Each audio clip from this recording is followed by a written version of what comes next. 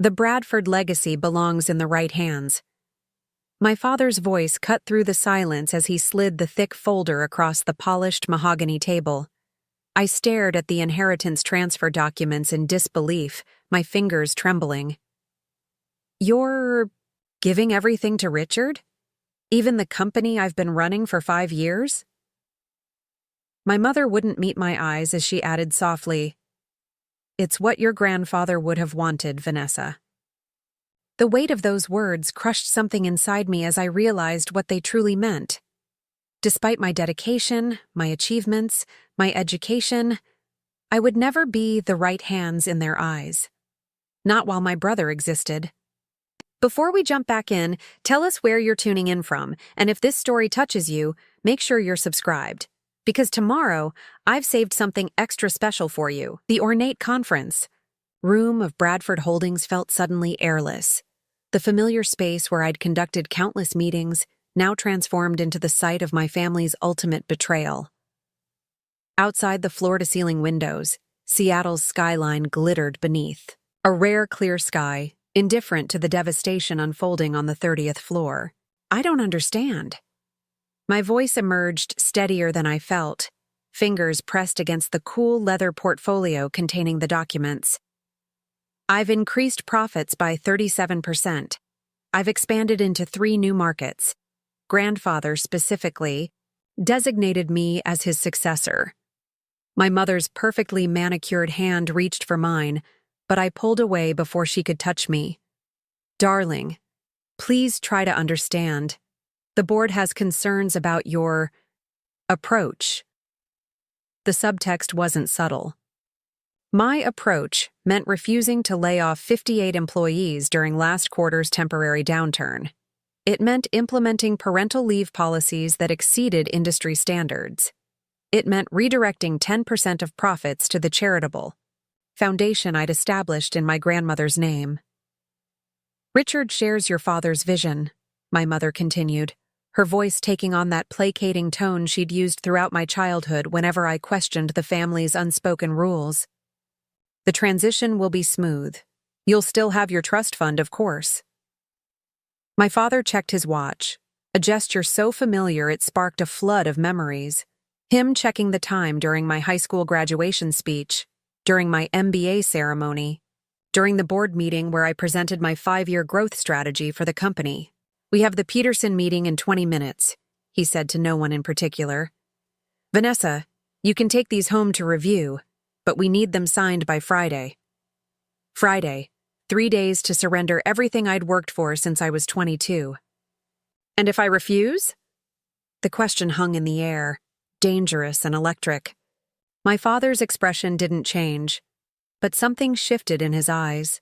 A coldness I'd glimpsed only rarely throughout my life, usually directed at business rivals before he destroyed them. "The board has already voted. Your grandfather's will included provisions for succession planning that give the board authority to determine company leadership if necessary. This is a courtesy, Vanessa. Nothing more." A courtesy. I almost laughed at the audacity of calling this ambush a courtesy. I'd spent the weekend at a renewable energy conference in Portland, and in my 48-hour absence, they'd orchestrated this coup. "Richard doesn't even work for the company," I said, fighting to keep my voice level.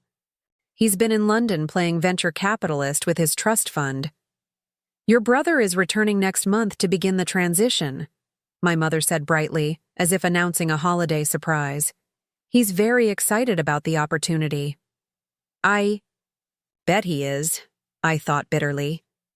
My younger brother had spent his entire life being groomed as the Bradford heir apparent, despite showing no interest in the family business until now that I'd made it profitable again, now that the hardest work was done. "You'll still have an advisory role, of course," my father added, his attention already shifting to the documents in front of him, matter closed. "Your experience will be valuable during the transition." My experience. 5 years of 70-hour weeks.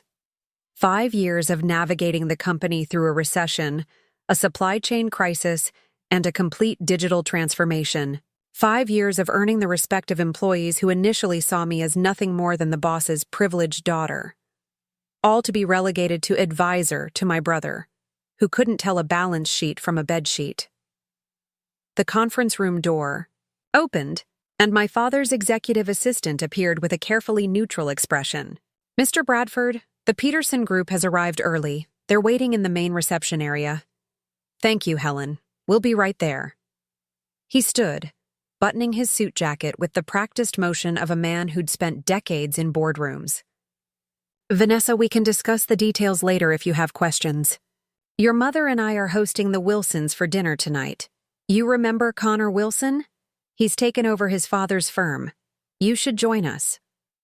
The casual pivot to social matchmaking in the midst of this betrayal was so absurd I couldn't immediately respond. My mother brightened at my father's suggestion. "Yes, do come, darling. Connor's been asking about you. He's divorced now, you know." Of course he was asking about me. Connor Wilson, with his family's legal empire and strategically disheveled hair, perpetually on the hunt for advantageous connections. 3 months ago, my status as Bradford Holdings CEO would have made me an appealing prospect. Now I was being downgraded to potential trophy wife. "I have plans," I lied, gathering my things with deliberate slowness, unwilling to let them see how completely they devastated me.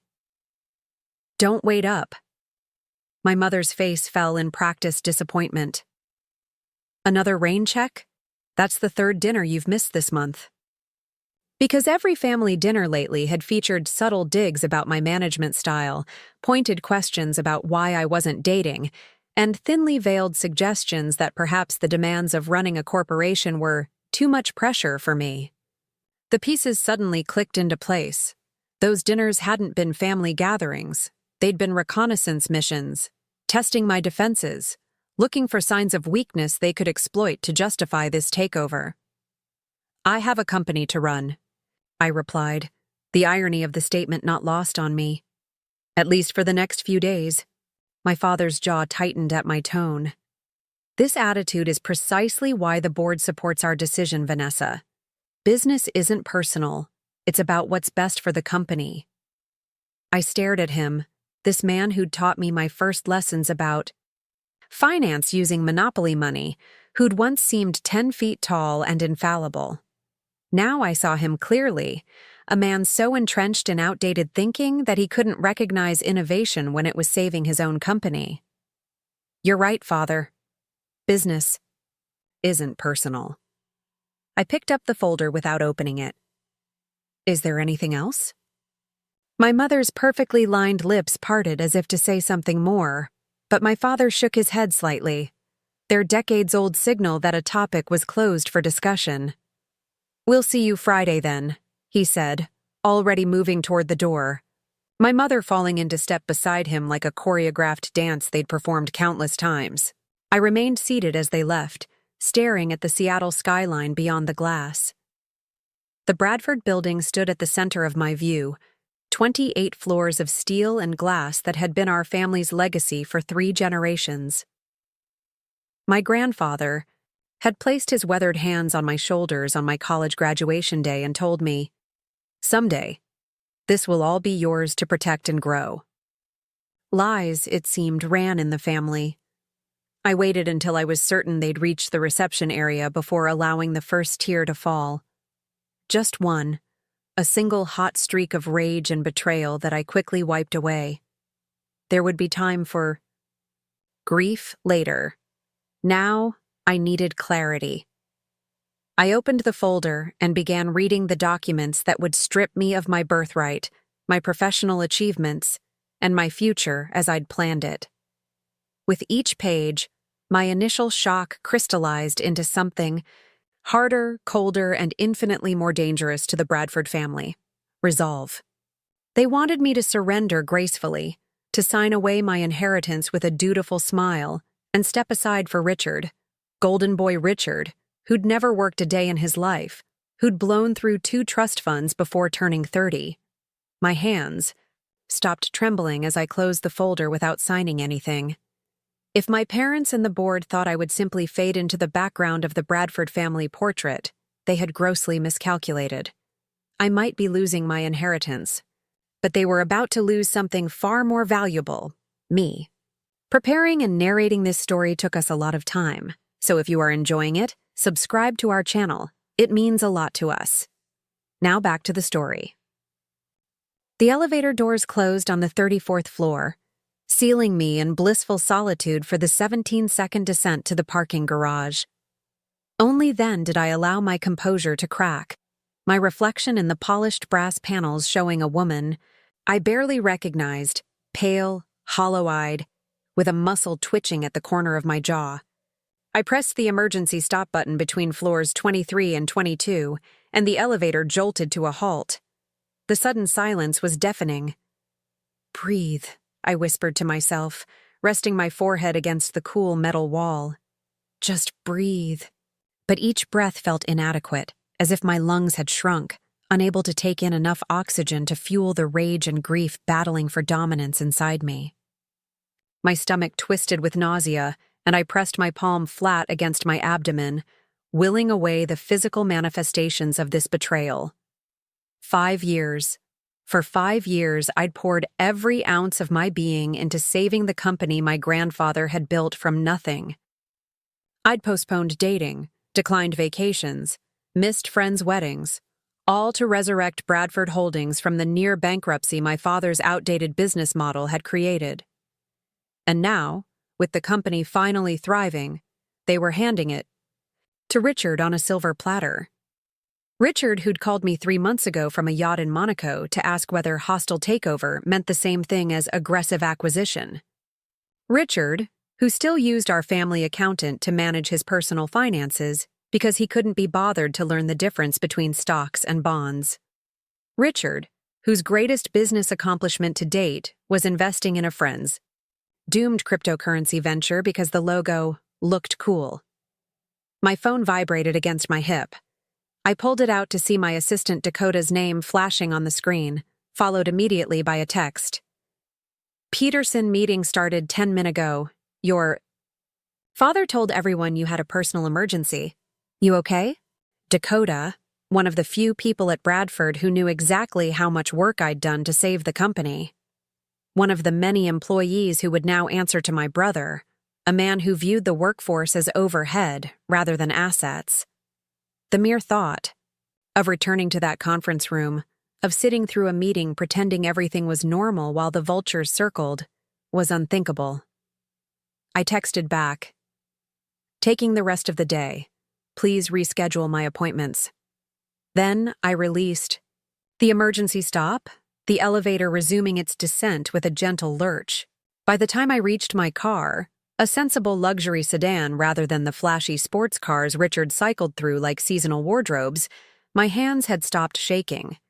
The trembling had migrated deeper, settling somewhere behind my sternum, a persistent vibration like a tuning fork struck against bone. I didn't consciously decide where to drive. My body operated on autopilot, guiding the car out of downtown Seattle, across Lake Washington, and onto the winding roads of Mercer Island. 20 minutes later, I pulled into the circular driveway of my grandfather's estate, my childhood refuge, now shuttered and silent in the 3 months since his passing. The caretaker, Mr. Finley, appeared from the side garden as I cut the engine. His weathered face registered surprise, then concern as he took in my appearance. "Miss Vanessa." He wiped soil from his hands onto his work pants. "Wasn't expecting you today." "I wasn't expecting to be here," I admitted. The first honest words I'd spoken all day. Understanding dawned in his faded blue eyes. Mr. Finley had worked for my grandfather for over 40 years. Little happened in the Bradford family that escaped his notice. "They told you about the changes, then?" Not a question. He shook his head slightly, lips pressed into a thin line of disapproval. "You knew?" My voice caught embarrassingly on the second word. "Overheard your father and Mr. Richard discussing it last week when they came to inventory the house contents." He looked pained. Not my place to say anything, but didn't sit right with me. Not after how your grandfather always spoke of you. The knowledge that the decision had been made days, perhaps weeks, ago, that everyone had been discussing my professional execution behind my back while I worked 14-hour days to finalize the Peterson deal, sent a fresh wave of betrayal crashing through me. "I'd like to go inside," I said, unable to discuss it further without risking tears. Mr. Finley retrieved the spare key from his cottage and walked me to the imposing mahogany doors. "I'll be in the gardens if you need anything," he said, patting my shoulder awkwardly before retreating down the flagstone path. The house smelled of lemon polish and the faint, lingering scent of my grandfather's pipe tobacco, a scent that had clung to him despite my grandmother's decades-long campaign to make him quit. I moved through the grand foyer into the library, the room where I'd spent countless afternoons learning at my grandfather's knee, while my parents attended their endless social obligations, and Richard pursued whatever fleeting interest captured his attention that month. Everything remained exactly as grandfather had left it. Leather-bound books lining the walls, his reading glasses perched atop an open volume of maritime history, the ancient globe he'd inherited from his own father still positioned beside his favorite armchair. The only difference was the layer of dust coating every surface, as if the house itself had begun to fade in his absence. I sank into his chair, the leather creaking in familiar welcome. Above the fireplace hung the only formal portrait my grandfather had ever commissioned, not of himself, but of the original Bradford building as it appeared in 1963, when he'd completed construction after a decade of setbacks and near bankruptcy.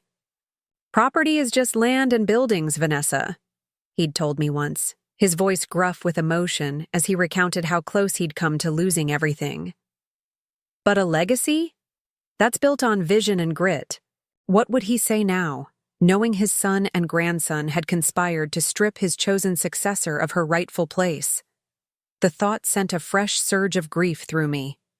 I pulled out my phone, finally ready to read the documents that had been thrust upon me. The file detailed the transition plan with clinical precision. Richard would assume the title of CEO within 30 days. I would retain a nominal position as strategic advisor, with a compensation package generous enough to maintain my lifestyle but devoid of any actual authority. The Bradford family holdings, the commercial real estate portfolio, the majority stake in the company, the various investments and assets accumulated over 3 generations would transfer entirely to Richard, with the exception of my personal trust fund and a courtesy ownership stake of 5% in the company. My grandfather's house, this sanctuary where I sat, would be sold, the proceeds invested in Richard's new vision for Bradford Holdings' expansion. Page after page of legal jargon essentially erased my existence from the company narrative, reducing 5 years of leadership to a footnote in the Bradford family history. At the bottom of the final page, 3 signature lines awaited: my father's, already signed, Richard's, already signed, and mine, blank, awaiting the surrender of everything I'd worked for. Outside the library windows, the afternoon sun glinted, off Lake Washington, casting diamonds of light across the manicured lawn stretching down to the private dock where my grandfather had taught me to sail. A lifetime of memories contained in a property soon to be liquidated to fund my brother's business whims. I set the phone down and closed my eyes, allowing the familiar scents and sounds of the house to wash over me. In the distance, I could hear Mr. Finley's shears as he trimmed the hedges, the rhythmic snipping oddly comforting in its normalcy. Then, cutting through my grief like a blade, came a new emotion. Not the helpless rage of the conference room or the stunned disbelief of the elevator, but something clearer and more dangerous: determination. My grandfather hadn't built his empire by accepting defeat. He hadn't survived the recession of the 1970s, the market crash of 1987, or the tech bubble burst by surrendering when circumstances turned against him, and neither would I. I opened my eyes, a plan already forming. I had 3 days until Friday's deadline. 3 days to engineer a response my family would never see coming. I picked up my phone and made a call to the one person who might understand what I was feeling. The one person who'd witnessed the Bradford dynasty from the outside and could offer perspective untainted by family politics. "Mira," I said when she answered, "I need your help." Mira Chen arrived at the estate an hour later, her electric blue Tesla looking distinctly out of place among the stately grounds. A tech entrepreneur who'd sold her first startup at 26, Mira had been my roommate at business school and remained my closest friend despite, or perhaps because of, her complete disinterest in the social circles my family inhabited. "Holy hell," she said by way of greeting, wrapping me in a fierce hug before stepping back to examine my face. "You look like you've been hit by a bus. A expensive, tastefully upholstered bus, but still a bus." The blunt assessment startled. A laugh from me, the sound rusty and unfamiliar in the quiet house. I led her through to the kitchen, where I'd made coffee in the elaborate espresso machine my grandmother had insisted on installing, despite my grandfather's protests that it was unnecessarily complicated. "So they're giving everything to Richard?" Mira confirmed after I'd outlined the situation, her expression darkening with each detail. "The same Richard who once tried to pay for dinner with his gym membership card?" "The very same." I wrapped my hands around my mug, drawing what comfort I could from its warmth. Apparently, running tampons and aspirin to his hungover one-night stands constitutes better preparation for corporate leadership than an MBA and 5 years of C-suite experience. Mira scowled. "This is so Bradford family it makes my teeth hurt. Remember when they seated you at the children's table at that charity gala? You were 30 and had just closed the Westlake acquisition." The memory brought a reluctant smile to my lips. My mother had insisted it was an innocent mistake by the event planners, but I'd seen her careful examination of the seating chart the night before. "At least the kids had better conversation than my father's golf buddies," I replied, before sobering. "This is different, though. This isn't just a social slight. This is my entire professional identity. Not to mention the obscene amount of money," Mira added pragmatically. "What's Bradford Holdings worth these days? 4 billion? 5? Just under 6 after the Peterson deal closes," I said automatically, then stopped as the full weight of what I was losing crashed over me. Again, not that it was ever about the money. "Of course not," Mira agreed, though her raised eyebrows suggested she thought the money was a pretty significant factor. "It was about proving yourself to people who were never going to see you as good enough, no matter what you accomplished." Her words hit with the precision of a surgeon's scalpel, exposing the wound I'd spent a lifetime pretending didn't exist. From my earliest memories, I'd been trying to earn the approval my parents bestowed, effortlessly on Richard. Every academic achievement, every professional milestone had been driven by the desperate hope that this, finally, would be enough to make them see me. "That's not fair," I protested weakly. "Isn't it?"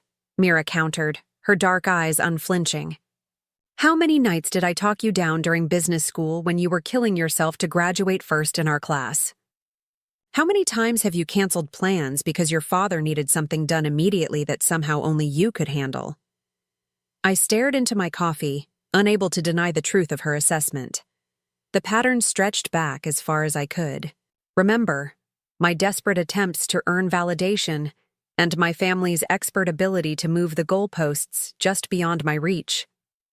"Do you remember the summer before junior year of high school?"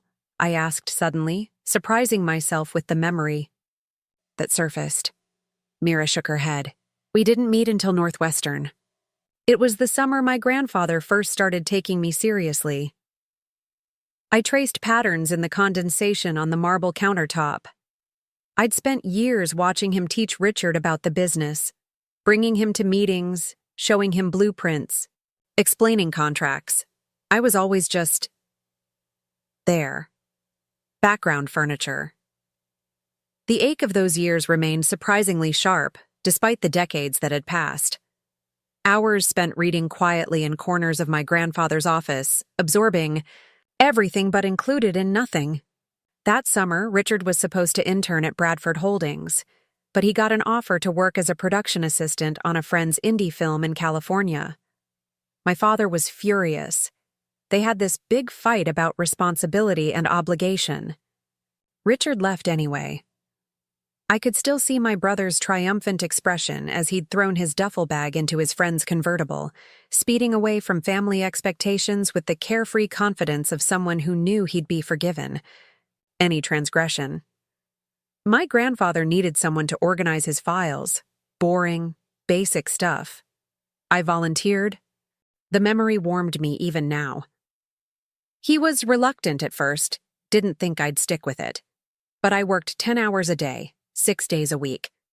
By August, I'd not only organized everything, I'd created a digital database for his records and identified 3 lease agreements that were underperforming.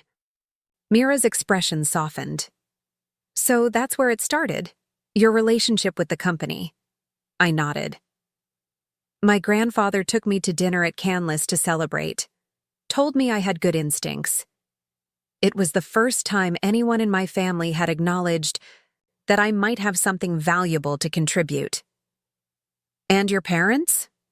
Mira asked, already knowing the answer. My mother wondered why I was hiding in dusty filing cabinets instead of enjoying my youth.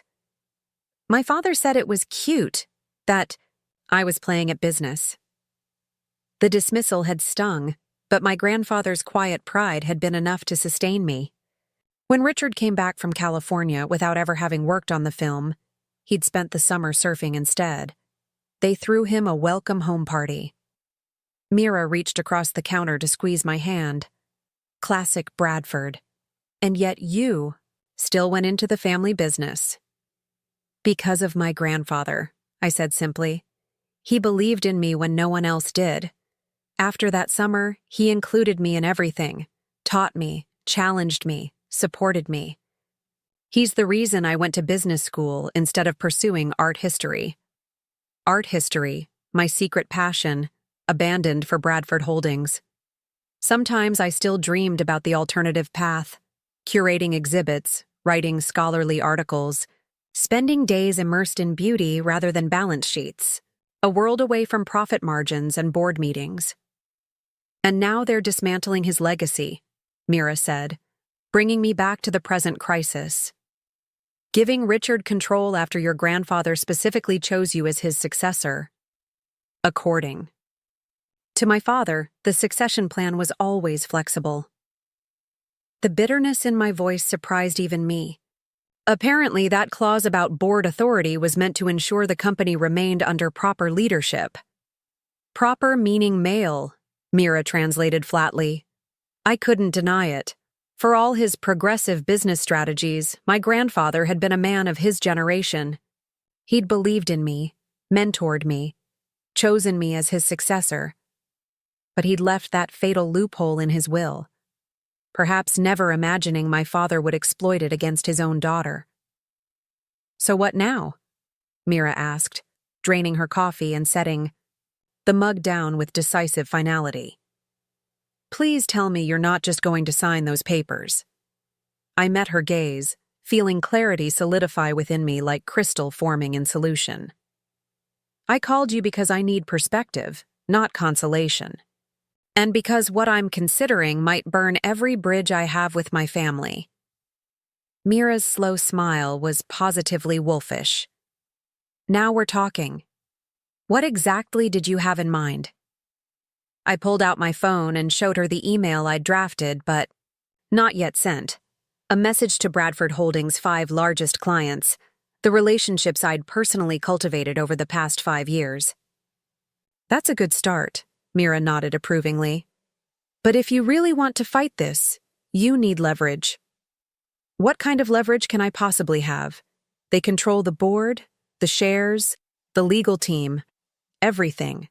Mira's expression turned calculating. Not everything. You control the relationships that keep Bradford Holdings profitable. You control the institutional knowledge of how the company actually functions. And most importantly, she paused, tapping her perfectly manicured nail against the counter. You control your own narrative. Meaning? Meaning it's time to stop playing by Bradford rules. Mira straightened, energy practically radiating from her compact frame. Your whole life, you've tried to win their game on their terms.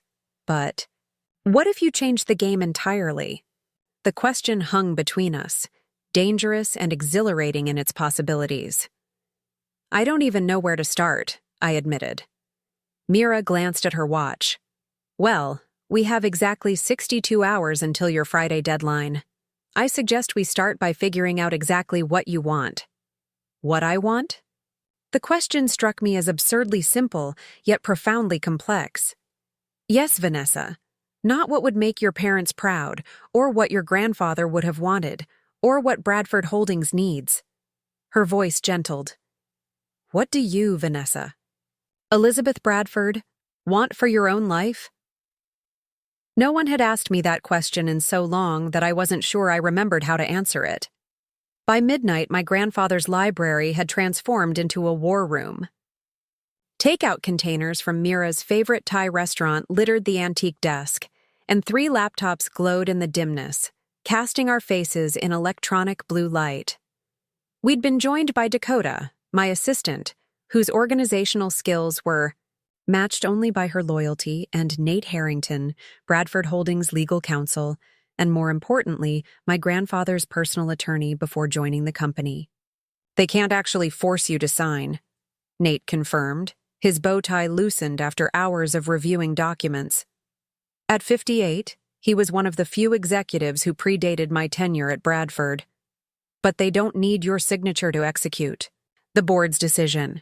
Friday is more symbolic than legally significant.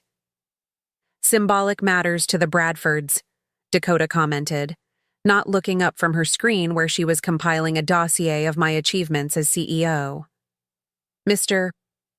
Bradford Sr. is all about appearances. She wasn't wrong. My father cared deeply about how things looked, about the narrative presented to the world. It was why he'd insisted I attend cotillion despite my protests. Why our family Christmas cards always featured color-coordinated outfits. Why he'd spent a fortune renovating our family pew at St. Mark's Cathedral, even though we attended services only twice a year.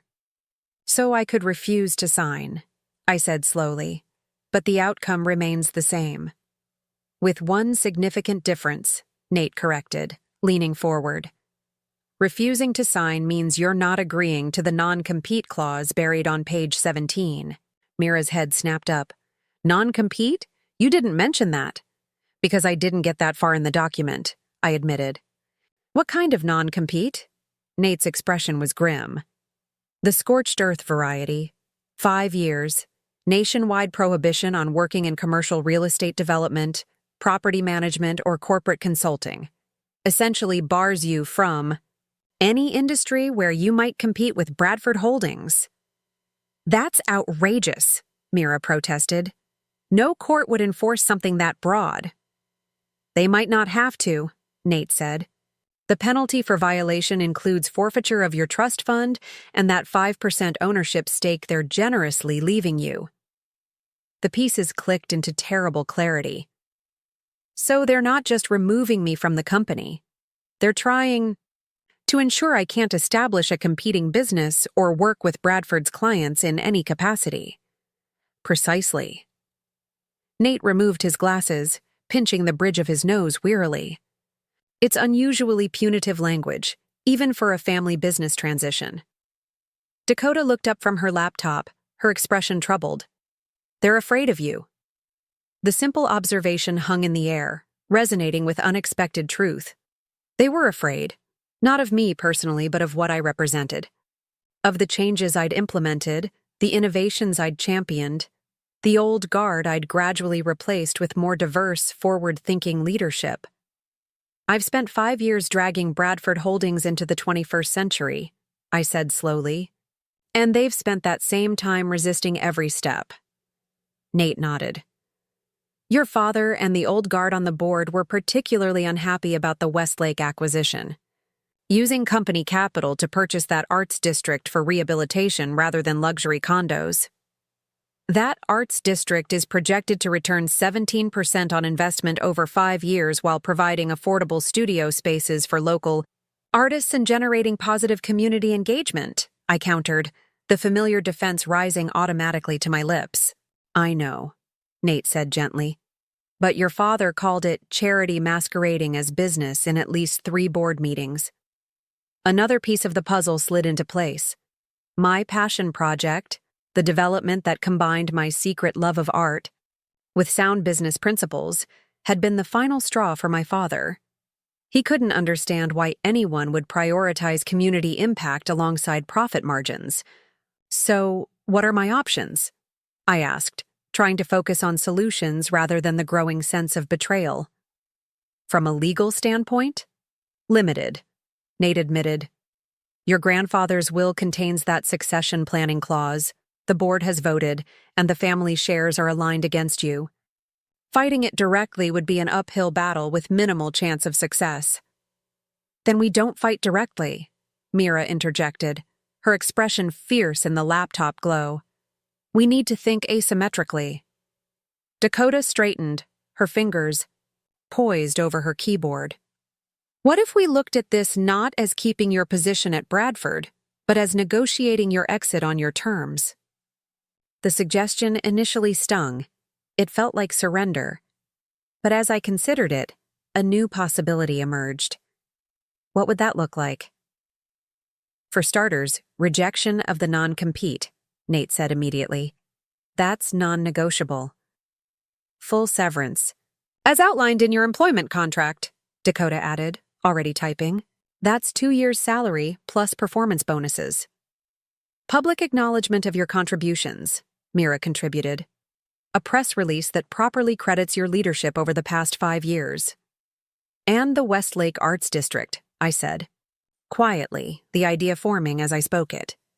I want Bradford Holdings to sell it to me at fair market value. 3 pairs of eyes turned to me with varying degrees of surprise. The Arts District? Dakota questioned. That's worth approximately $78 million based on the last valuation, I supplied. Well, within the range of what my trust fund could cover, especially if I liquidate some of my personal investments. They'll never agree to sell you their most controversial asset, Nate warned. Richard has already mentioned redeveloping it as luxury retail in at least 2 planning meetings. That's precisely why I want it, I replied, feeling more confident with each word. It's the project that represents everything they're rejecting about my vision for Bradford. If I can't preserve that vision within the company, I want to preserve it on my own terms. Mira was watching me with growing approval. Now you're thinking like a Chen instead of a Bradford, but we need leverage to make these demands.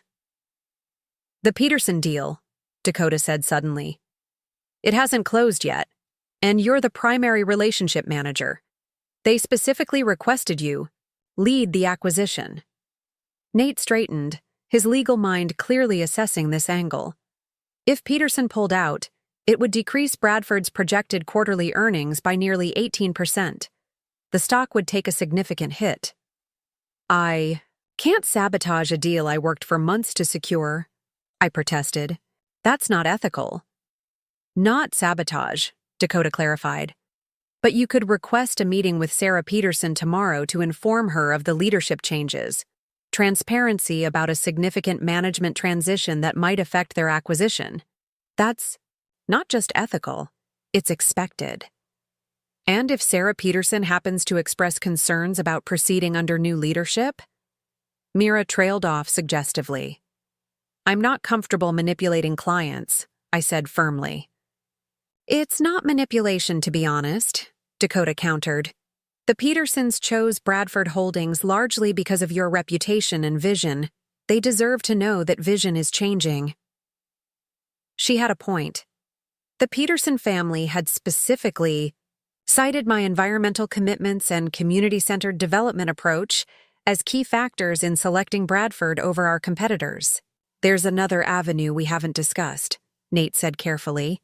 The minority shareholders. I frowned. The 15% not controlled by the family? They're scattered across dozens of investors, mostly longtime family friends and business associates. Yes, but they still have voting rights, Nate pointed out. And while they can't override the board's decision about CEO succession, they could create significant pressure if they believed the transition was being handled poorly. How? I asked, intrigued despite my reservations. A minority shareholder action expressing no confidence in the transition plan could delay implementation, force additional disclosure, even trigger a special meeting, Nate explained. It wouldn't stop Richard from eventually taking over, but it would create enough complications that your father might be more amenable to negotiating favorable exit terms. The strategy was beginning to take shape, not a frontal assault on the board's decision, but a series of pressure points that might force my family to treat me with the respect I'd earned. We need to act quickly, Dakota said, checking her watch.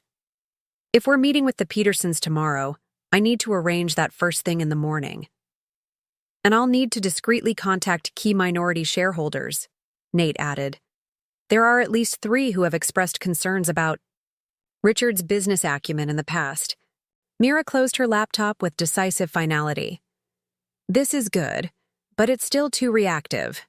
We need something that puts you in a position of strength, not just fending off the worst outcomes. What do you suggest?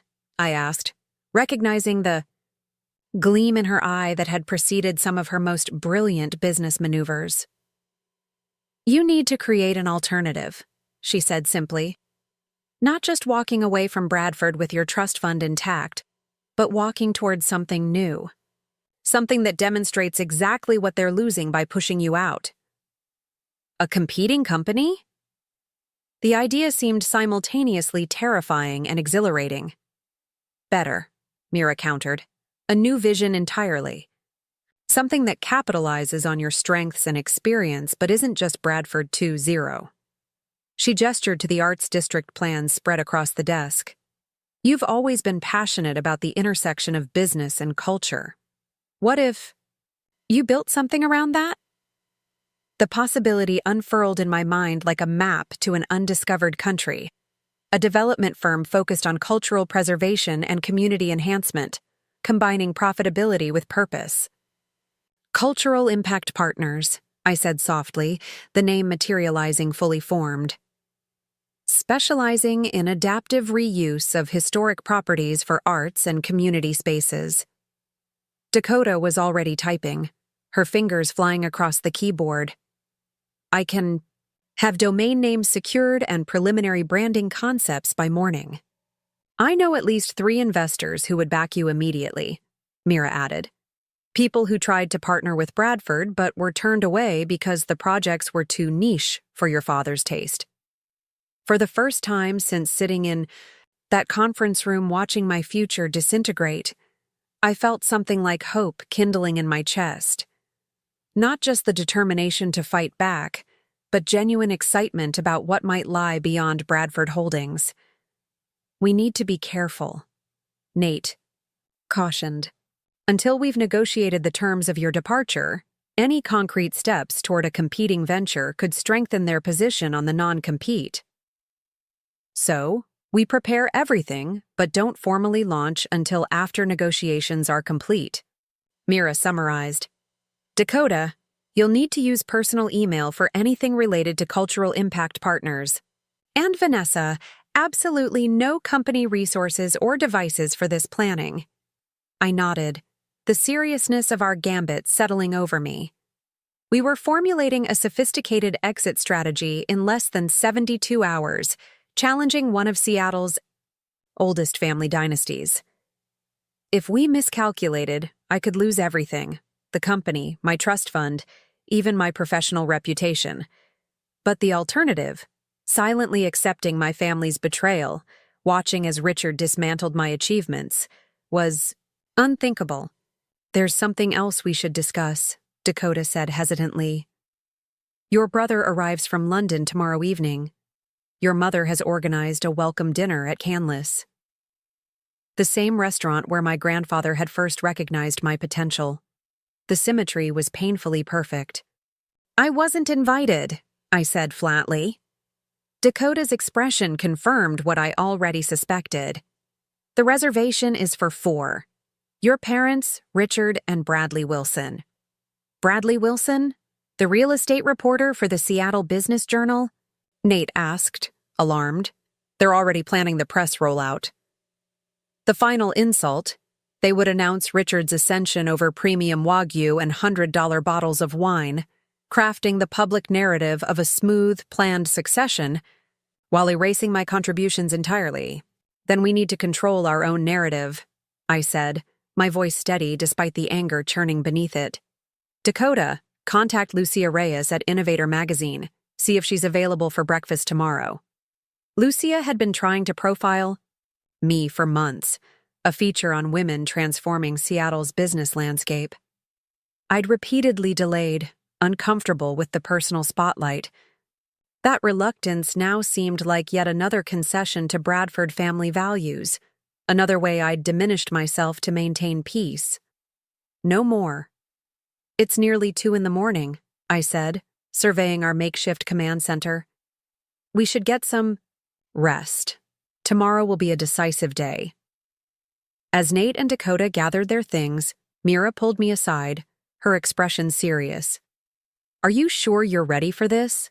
Once we start, there's no going back to how things were with your family.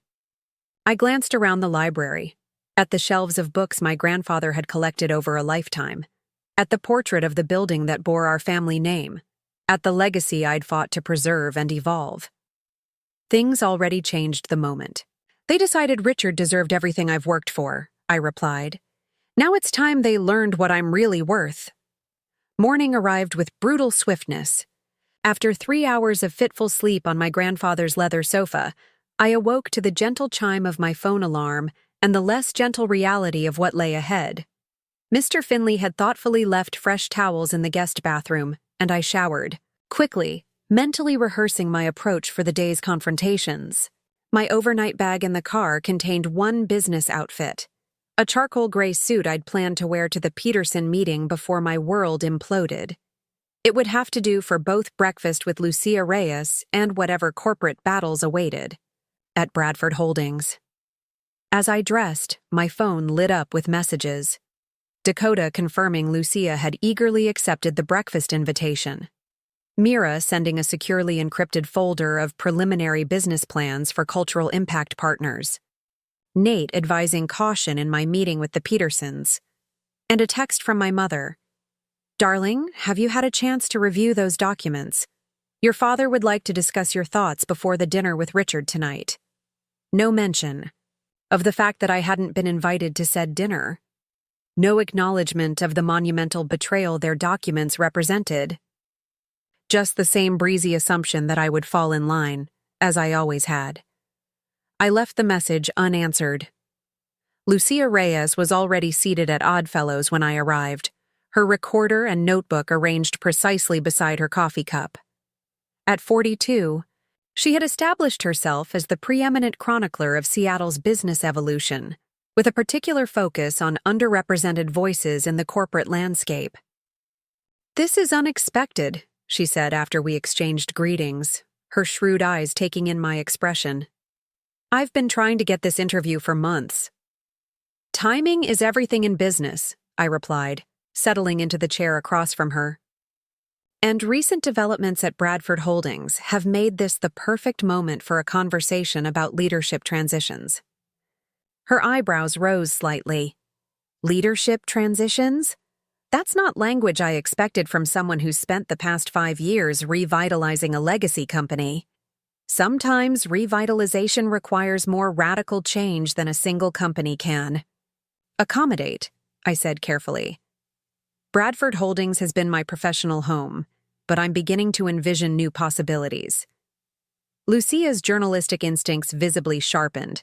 She reached for her recorder. Mind if I capture this conversation? Not at all. In fact, I hope you'll consider this the first exclusive on what comes next. For the next 45 minutes, I outlined my vision for cultural development, the philosophy I'd attempted to implement at Bradford, but had been increasingly constrained from pursuing fully.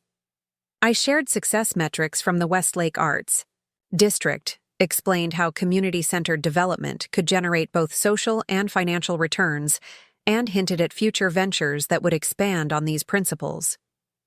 What I didn't share were the ugly details of my ousting. The narrative I presented was one of natural evolution, a dedicated executive ready to build something new after successfully stabilizing a family company.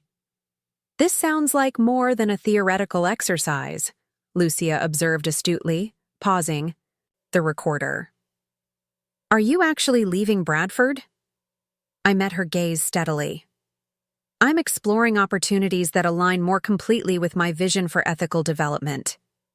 I believe there's space in Seattle for a company that prioritizes cultural preservation alongside profit. And Bradford Holdings doesn't share that belief?" "Bradford has certain established perspectives on development," I replied diplomatically. "Change within legacy institutions happens gradually." "Or not at all," Lucia added with knowing skepticism. She'd covered enough family businesses to recognize the euphemisms for resistance to change. "The article will run next week," I confirmed. As we concluded, "Given what you've shared, I'd like to fast-track it for Friday's digital edition," Lucia countered. "This is exactly the kind of forward-thinking approach our readers are interested in." Friday, the same day I was supposed to sign away my inheritance. The timing couldn't have been more perfect. Friday would be ideal, I agreed. As I walked from Oddfellows to Bradford Holdings' headquarters, I felt strangely calm. The pieces were in motion now. Whatever happened in the next 8 hours, I would face it with clarity of purpose rather than the shocked betrayal of yesterday. The receptionist's surprise at seeing me walk into the building should have been my first warning. The security guard who suddenly appeared at her desk, ostensibly to deliver mail, was the second. But it wasn't until I approached the executive elevator and found my access card denied that I fully understood the situation. They had already begun erasing me. I took out my phone and called Dakota's direct line. "Where are you?" she asked. Immediately, her voice hushed. "Lobby. My access has been revoked. They moved fast after you left yesterday. It has been instructed to migrate your email and files to a secure server, and security has a modified access list for the executive floor." Her efficiency in gathering intelligence never failed to impress me. I've been fielding calls all morning from clients who received an email announcing Richard as the new CEO, effective immediately. The timeline had accelerated dramatically. My Friday deadline had been nothing but theater. They had already executed the transition plan behind my back. "The Peterson meeting?" I asked. "Still on the calendar for 11. Your father is planning to lead it." Of course he was. With his golf buddy Bradley Wilson prepped to announce Richard's ascension that evening, my father needed to secure the Peterson deal before any questions about leadership stability could arise. "I need you to message Sarah Peterson directly. Tell her I'd like to meet privately before the official gathering. The cafe across the street, 10:30. "Already done," Dakota replied, and I could hear the smile in her voice. She responded immediately, said she'd be there. Also, "Nate wants you to know he's spoken with 2 minority shareholders.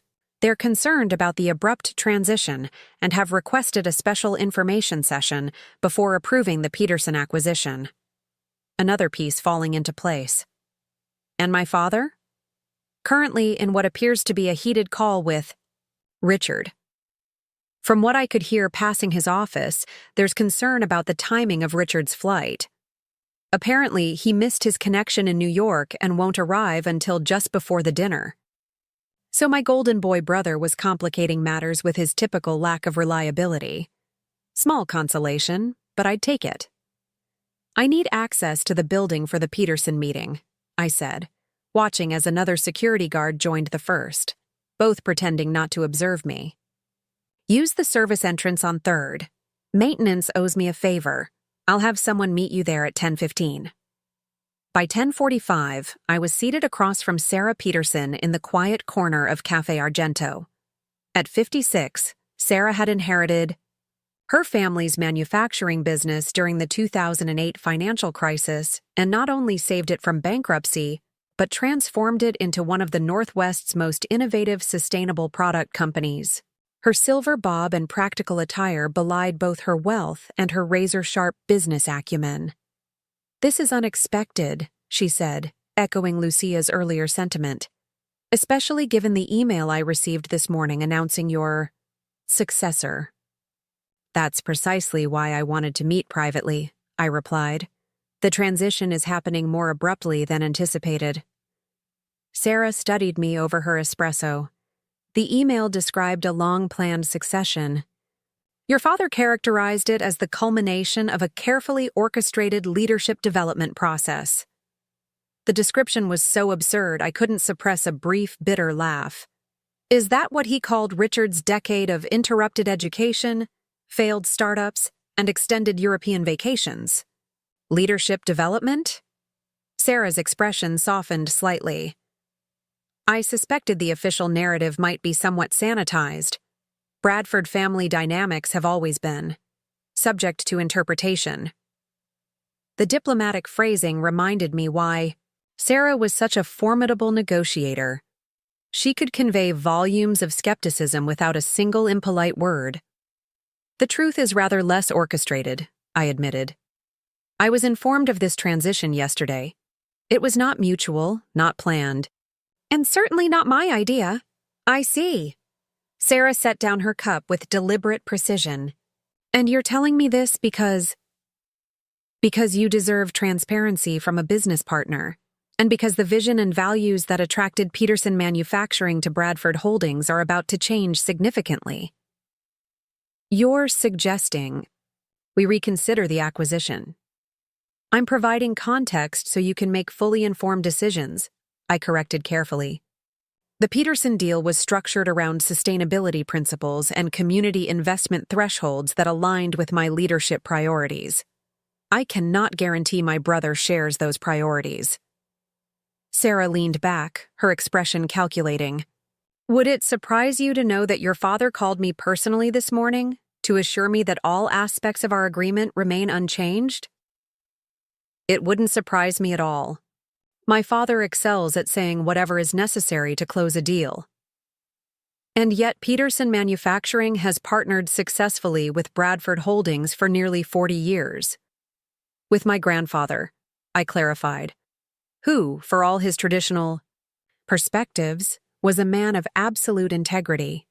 That partnership predates my father's leadership." Sarah nodded slowly, acknowledging the distinction. "Your grandfather spoke highly of you, you know. The last time we met, must have been 8 months before he passed, he told me you were the future of Bradford, that you understood what the company needed to become." The unexpected validation from beyond the grave brought a tightness to my throat that I struggled to control. "I believed that too," I managed finally.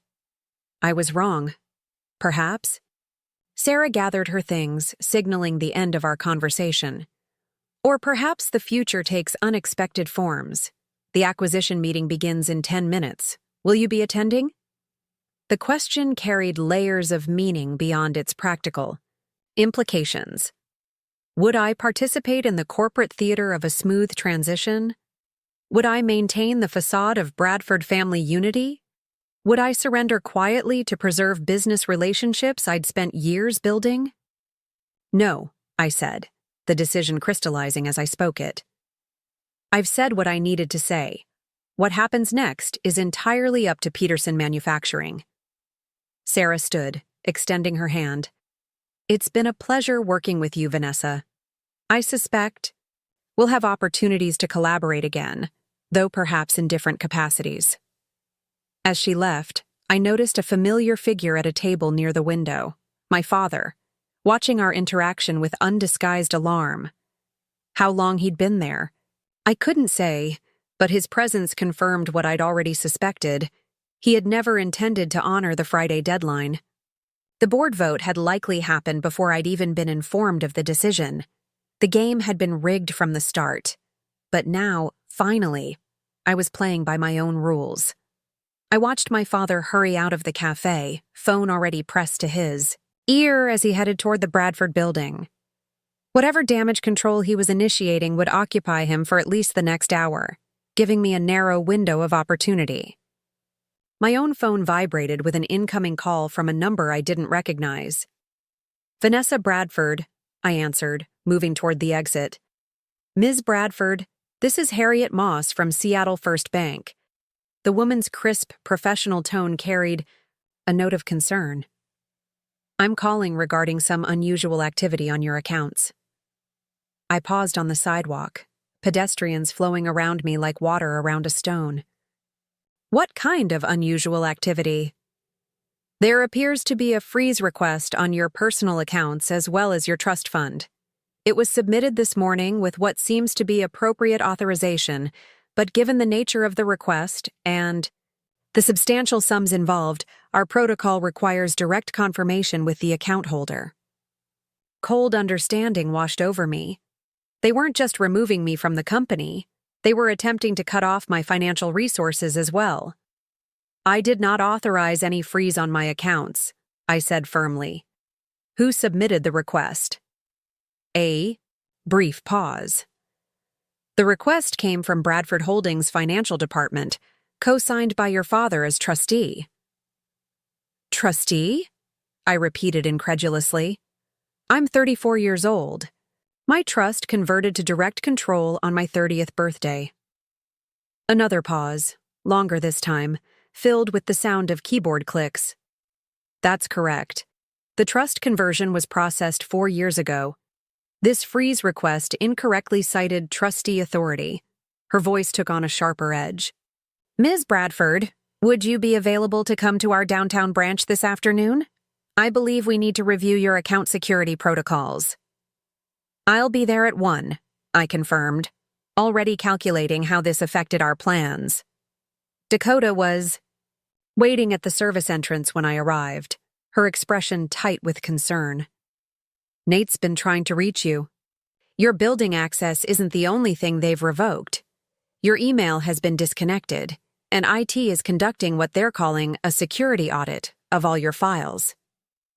"They're covering their tracks," I said grimly, following her through the service corridors. "And trying to cut off my resources. The bank just called about a freeze attempt on my accounts." Dakota's eyes widened. "That's beyond aggressive. That's desperate," I finished for her. "They know I won't go quietly, so they're trying to limit my options." I glanced at my watch. "Where's Nate now?" "Waiting in the small conference room on 12. It's off the main corridor, and your father will be tied up with the Petersons on 30 for at least another hour." We took the service elevator to the 12th floor, thankfully requiring only a general building access code rather than individual credentials. As we navigated the back hallways of Bradford Holdings, I was struck by how foreign the space felt already, as if my 15 years with the company had been erased overnight. Nate rose as we entered the conference room, his normally composed demeanor visibly shaken. "You need to see this," he said without preamble, sliding a document across the table. I scanned the page, my stomach dropping with each paragraph.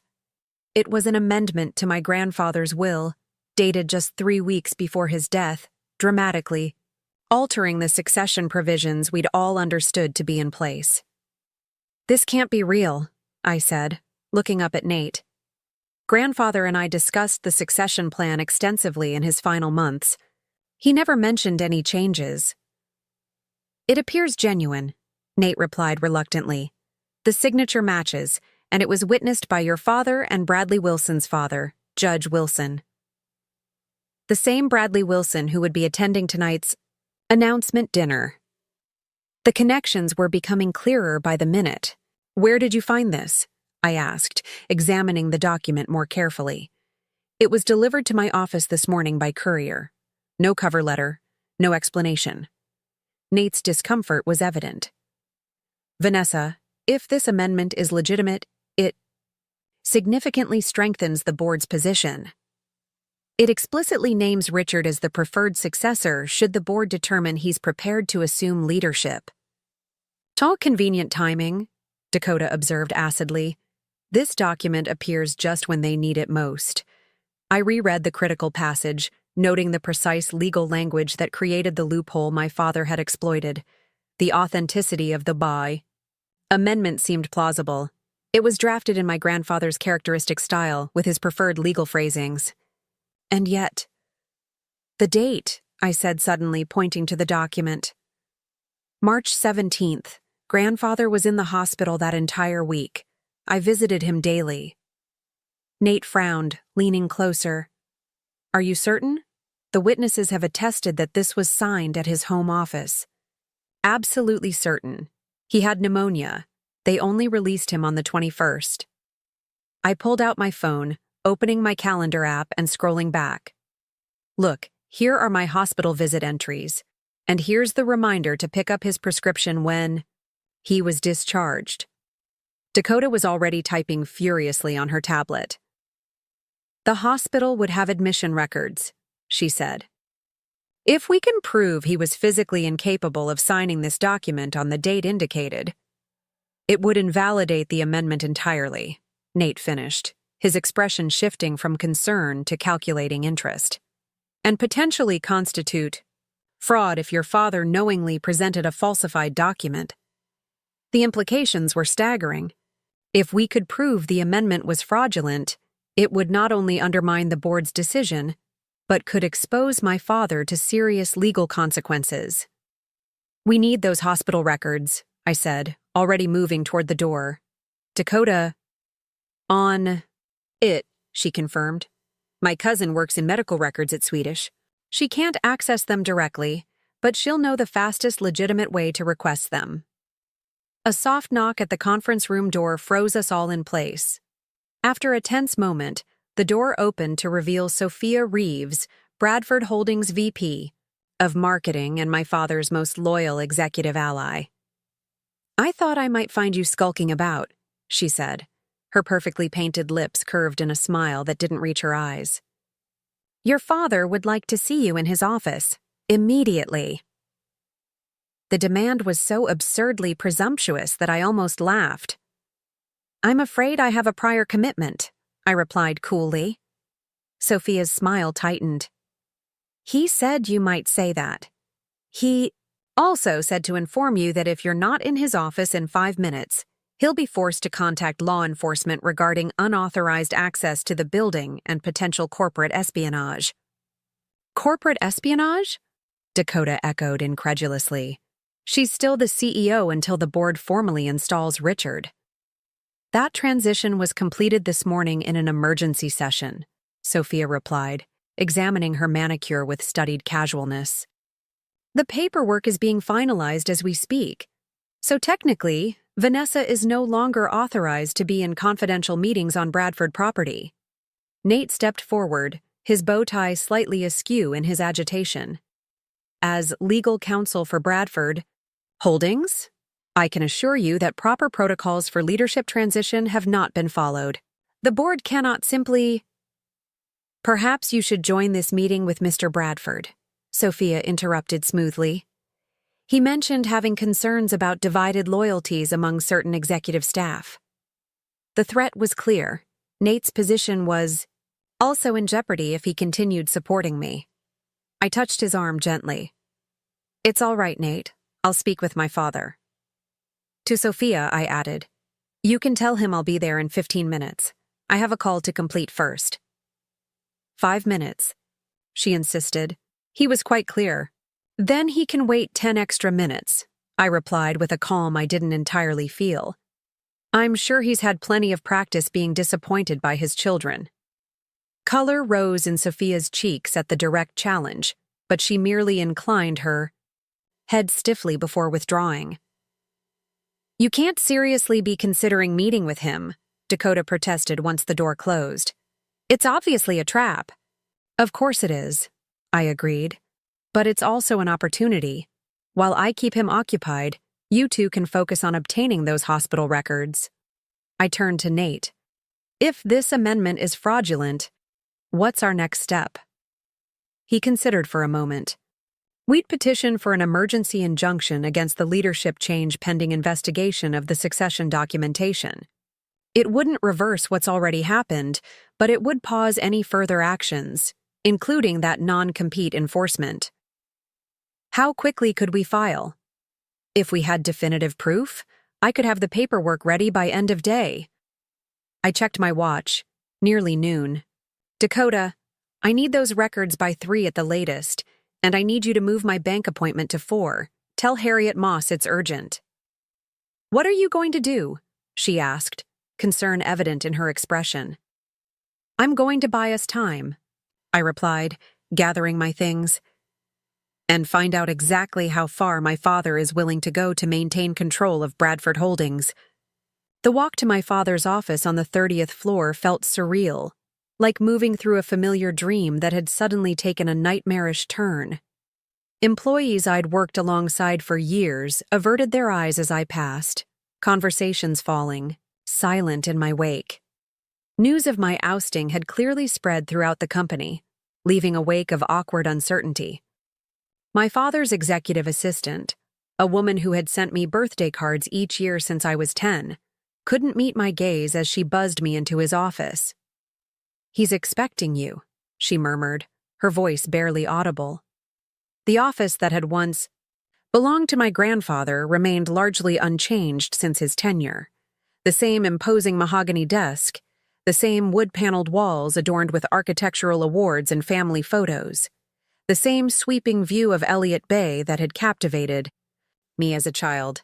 My father stood at the window, his back to the door, hands clasped behind him in a pose so reminiscent of my grandfather that for a moment my resolve faltered. Then he turned, revealing an expression not of anger, but of something more disturbing. Satisfaction. Vanessa, he said, as if we were meeting for a routine business discussion. Thank you for coming. Please sit down. I remained standing. I understand you've accelerated the timeline we discussed yesterday. He gestured dismissively. Merely a practical adjustment. Once the decision was made, it seemed prudent to execute the transition efficiently. Efficiency, I repeated. Is that what you call attempting to freeze my personal accounts? Or having me escorted through my own building like a criminal?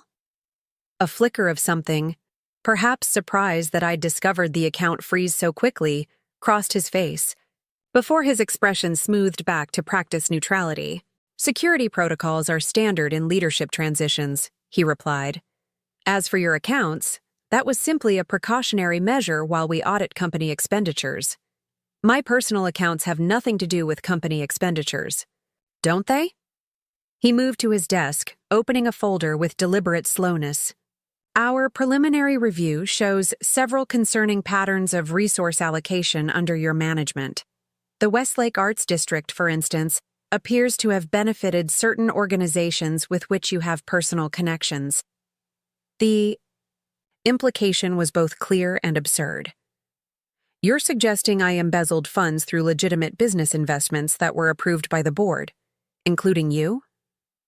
I'm suggesting, he said carefully, that your judgment may have been clouded by personal interests rather than shareholder value. The board simply wants to ensure all transactions were appropriate. It was a fishing expedition, a desperate attempt to find retroactive justification for actions already taken. But it was also dangerous. Even unfounded accusations of financial impropriety could damage my professional reputation beyond repair. What exactly do you want from this meeting? I asked directly. You've removed me from the company. You're attempting to restrict my finances. You've made your position abundantly clear. My father sat down behind his desk, gesturing again. To the chair opposite him. What I want is a civilized resolution to an unfortunate situation. The papers you were given yesterday, I'd like you to sign them today now that you've had time to review them. Including the non-compete? Especially the non-compete. His tone hardened slightly. Bradford Holdings has invested considerably in your professional development. It's only reasonable to expect some protection for that investment. The audacity of his framing, as if my 15 years of work had been a favor the company had done for me rather than the other way around, was breathtaking. And if I refuse? My father leaned back slightly, his expression growing cold.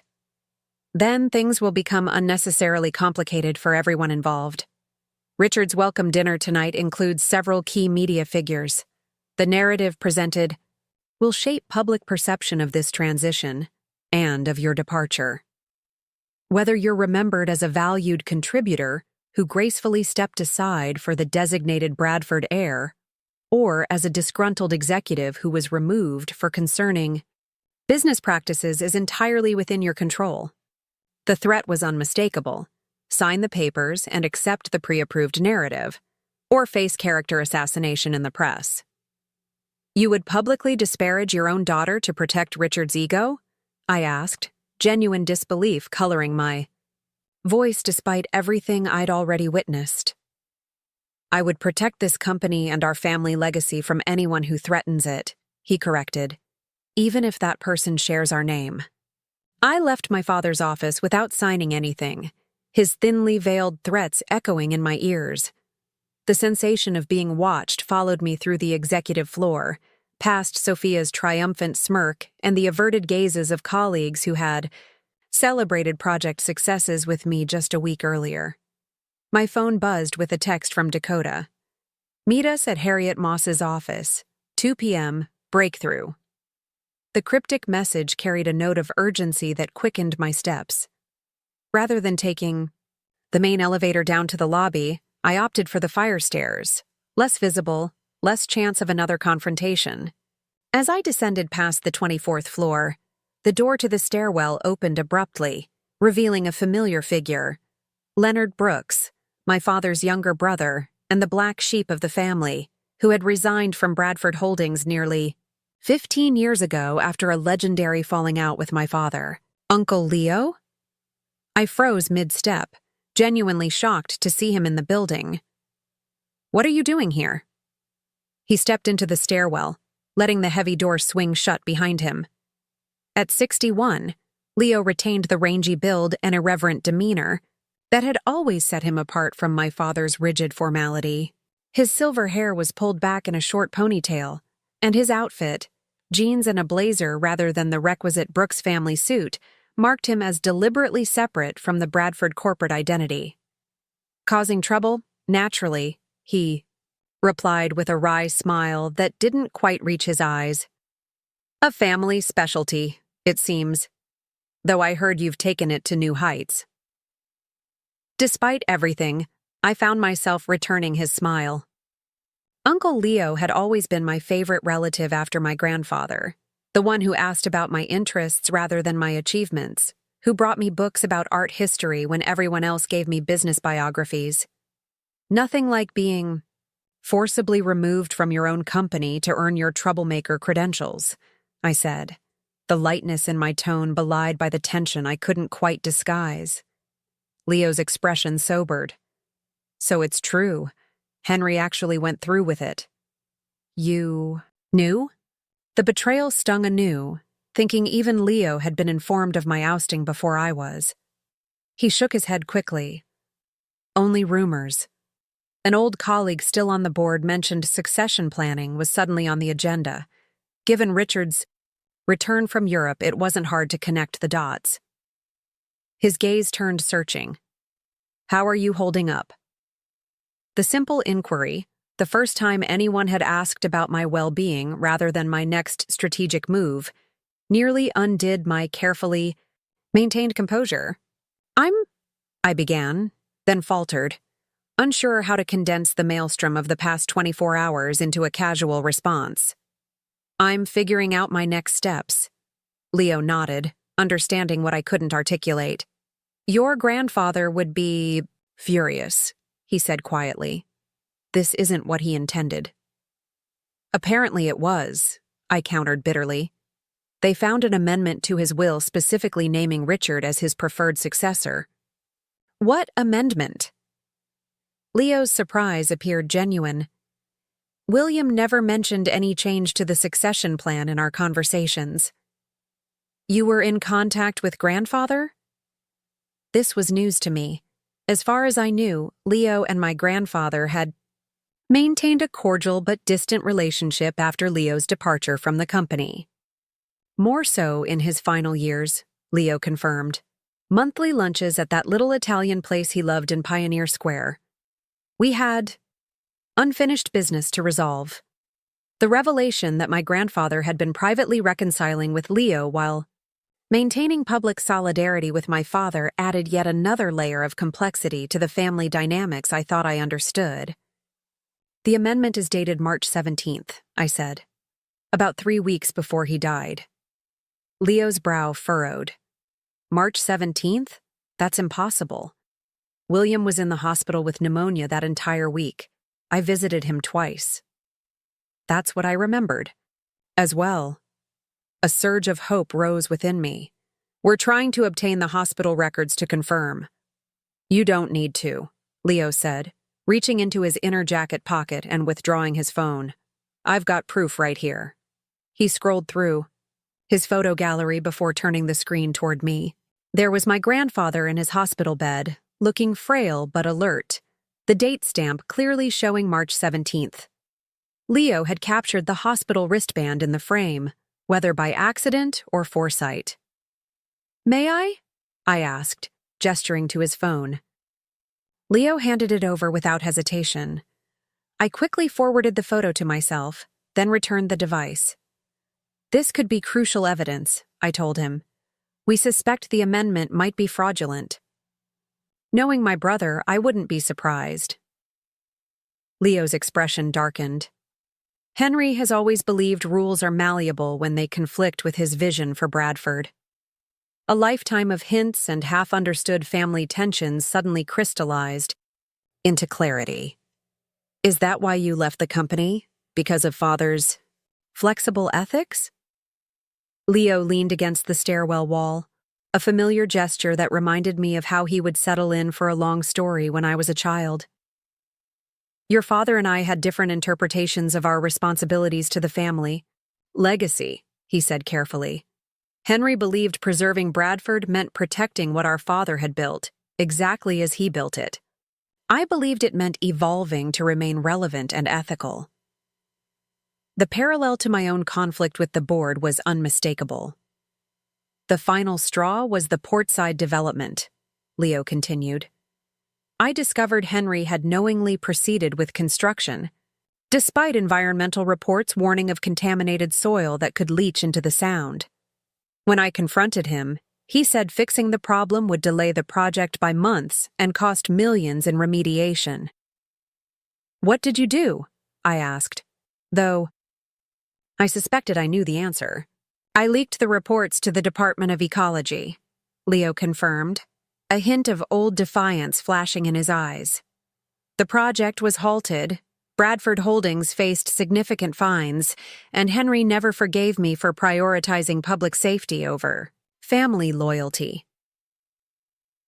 The Portside scandal had been carefully managed in family lore, described as an unfortunate regulatory complication rather than a deliberate ethical violation. Learning the truth after all these years was like watching puzzle pieces snap into place. Why are you telling me this now? I asked. Why are you even here after 15 years of exile? Leo straightened, his expression resolute. Because history is repeating itself, and you deserve to know what you're really up against. And because your grandfather asked me to look out for you if anything happened to him. He what? This was perhaps the most surprising revelation yet. William knew Henry would never accept you as a permanent CEO, despite your qualifications. He hoped the succession plan would force the issue, but he always worried Henry would find a way around it. Leo's voice softened. He was very proud of you, Vanessa. Said you had his vision but better judgment. The validation from beyond the grave brought a lump to my throat. Then why the amendment naming Richard? If such an amendment exists, I'd bet my last dollar it's a forgery, Leo said firmly. William was adamant that you were the future of Bradford. In fact, he hesitated. That's part of why I'm here today. William left something in my safekeeping. Something he asked me to give you if Henry ever moved against you. From his other inside pocket, Leo withdrew an envelope, yellowed slightly with age, with my name written in my grandfather's distinctive handwriting. He gave me this during his final hospital stay, Leo explained, handing it to me. Said it was insurance for your future. I've kept it in my safe deposit box until today. With trembling fingers, I opened the envelope.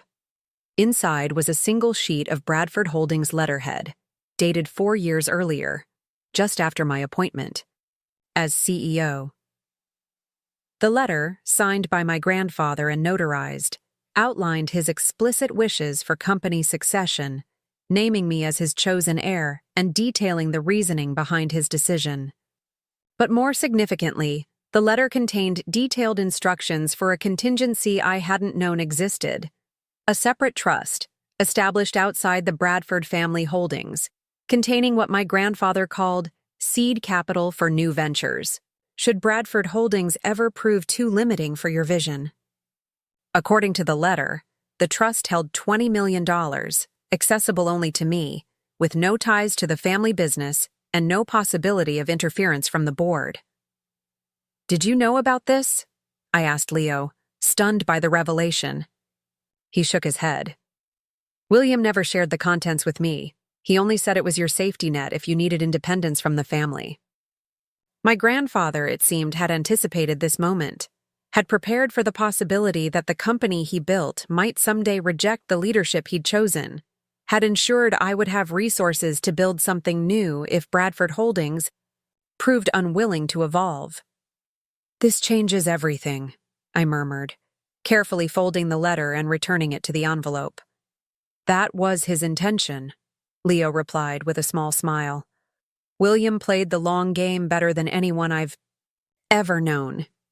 My phone buzzed again, Dakota, wondering where I was. I need to go, I said, tucking the envelope securely into my bag.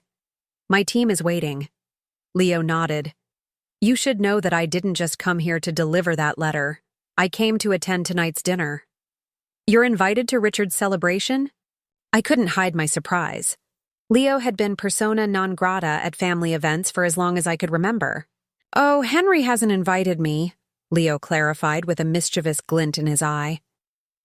But I received a rather intriguing call from Sarah Peterson this morning, asking if I'd care to join her table at Canlis this evening. Apparently, she's bringing several guests to what she described as a fascinating study in corporate governance. Understanding dawned. Sarah is attending the dinner? Along with representatives from 3 other Bradford Holdings client companies, Leo confirmed, all apparently interested in discussing the sustainable future of their partnerships. The implications were staggering. Sarah hadn't simply taken our earlier conversation to heart.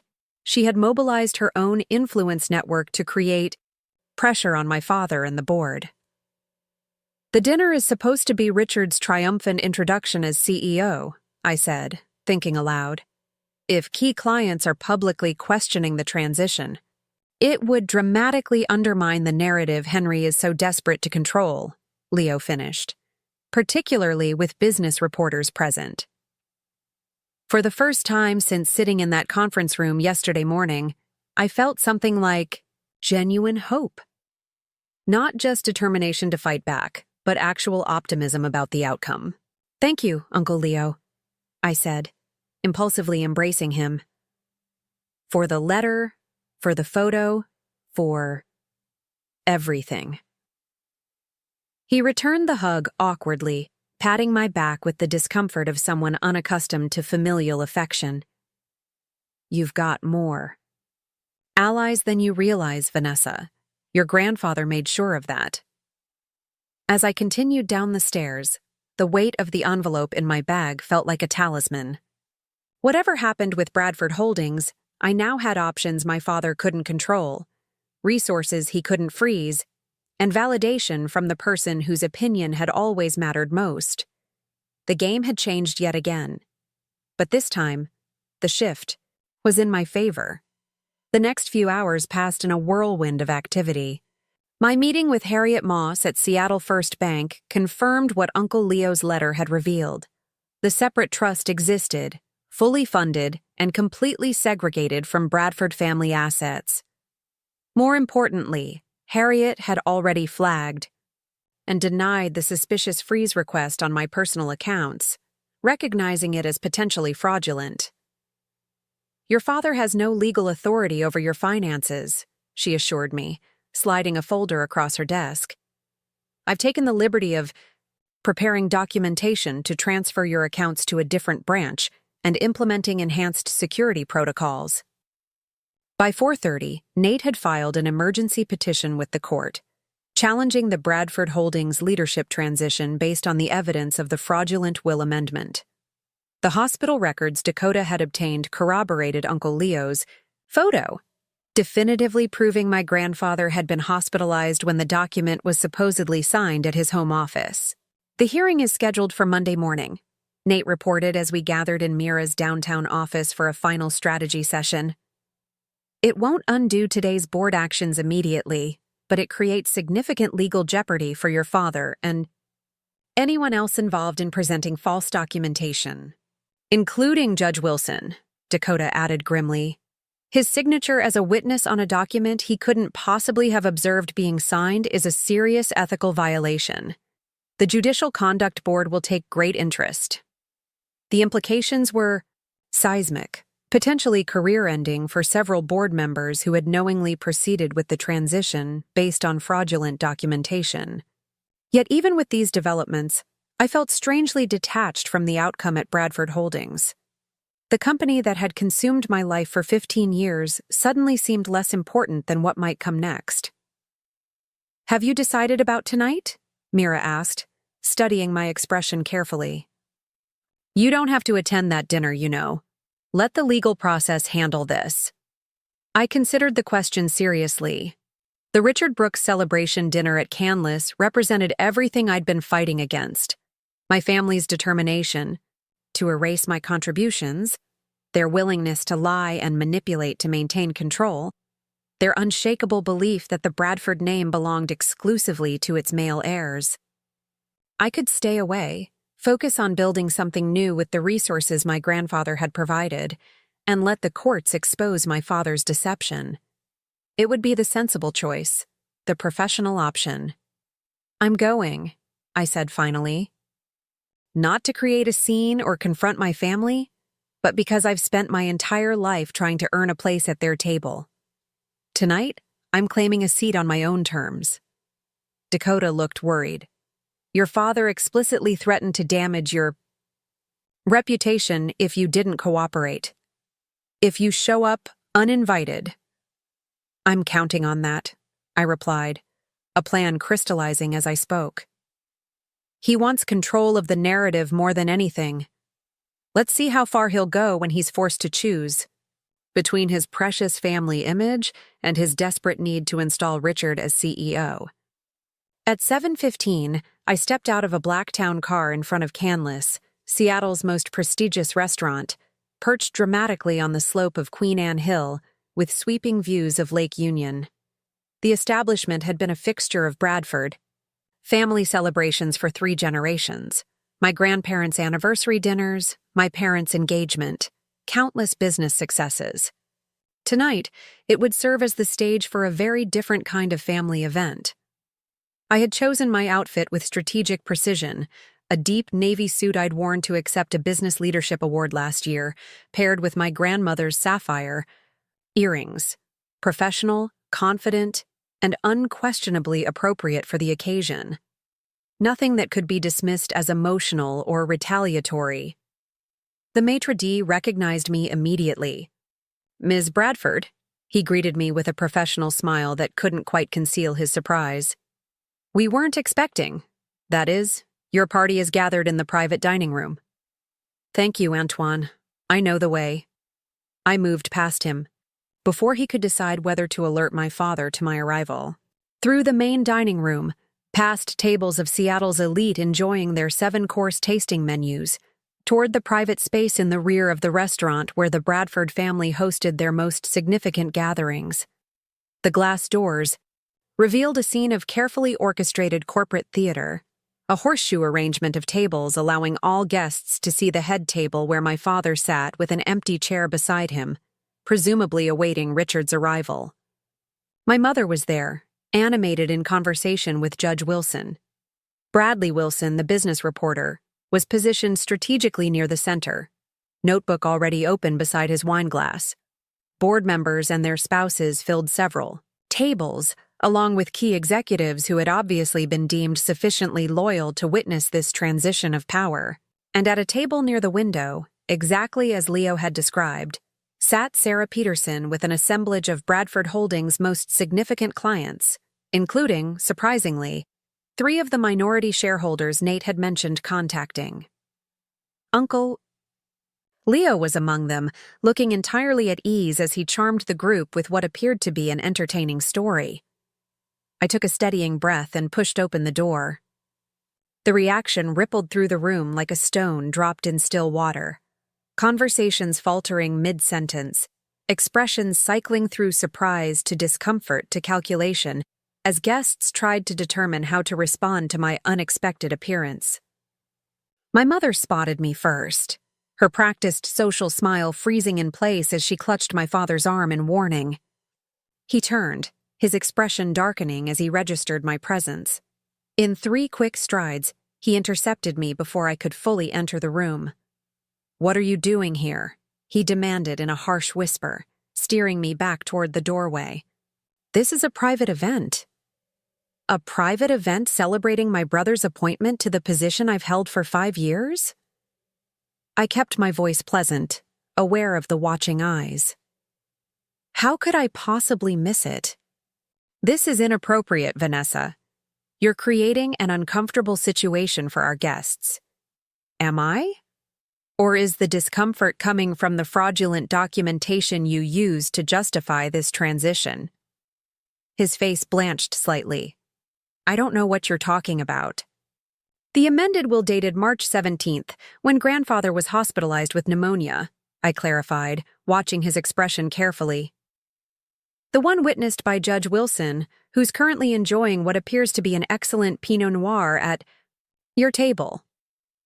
My father's jaw tightened, but before he could respond, a commotion at the main entrance drew everyone's attention.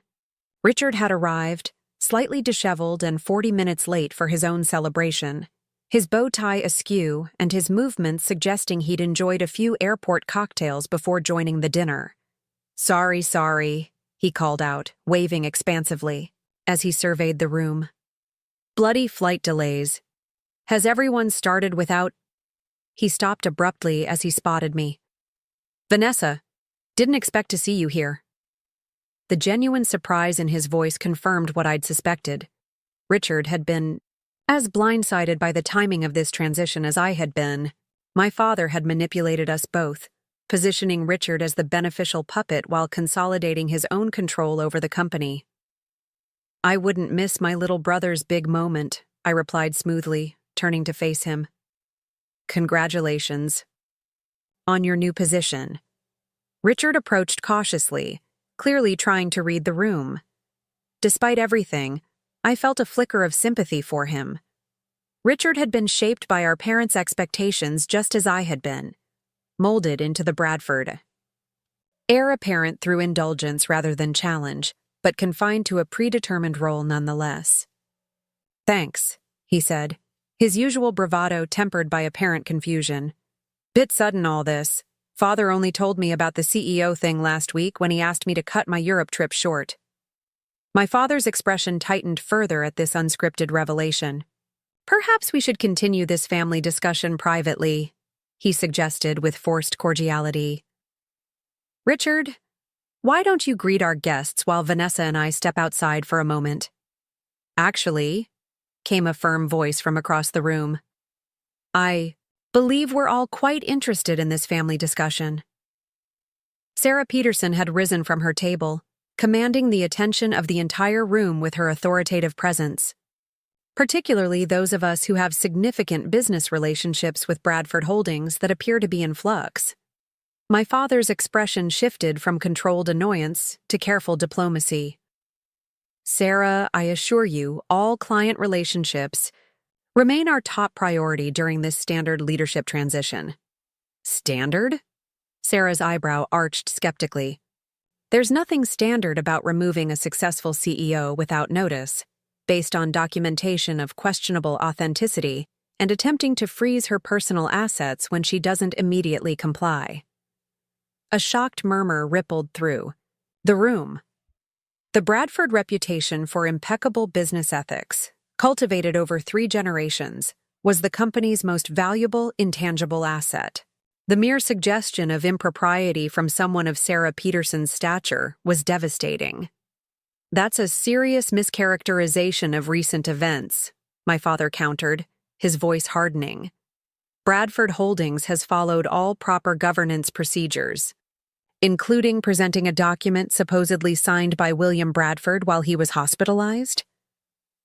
This came from Leo, who had joined Sarah at the center of the room. Fascinating procedure, Henry.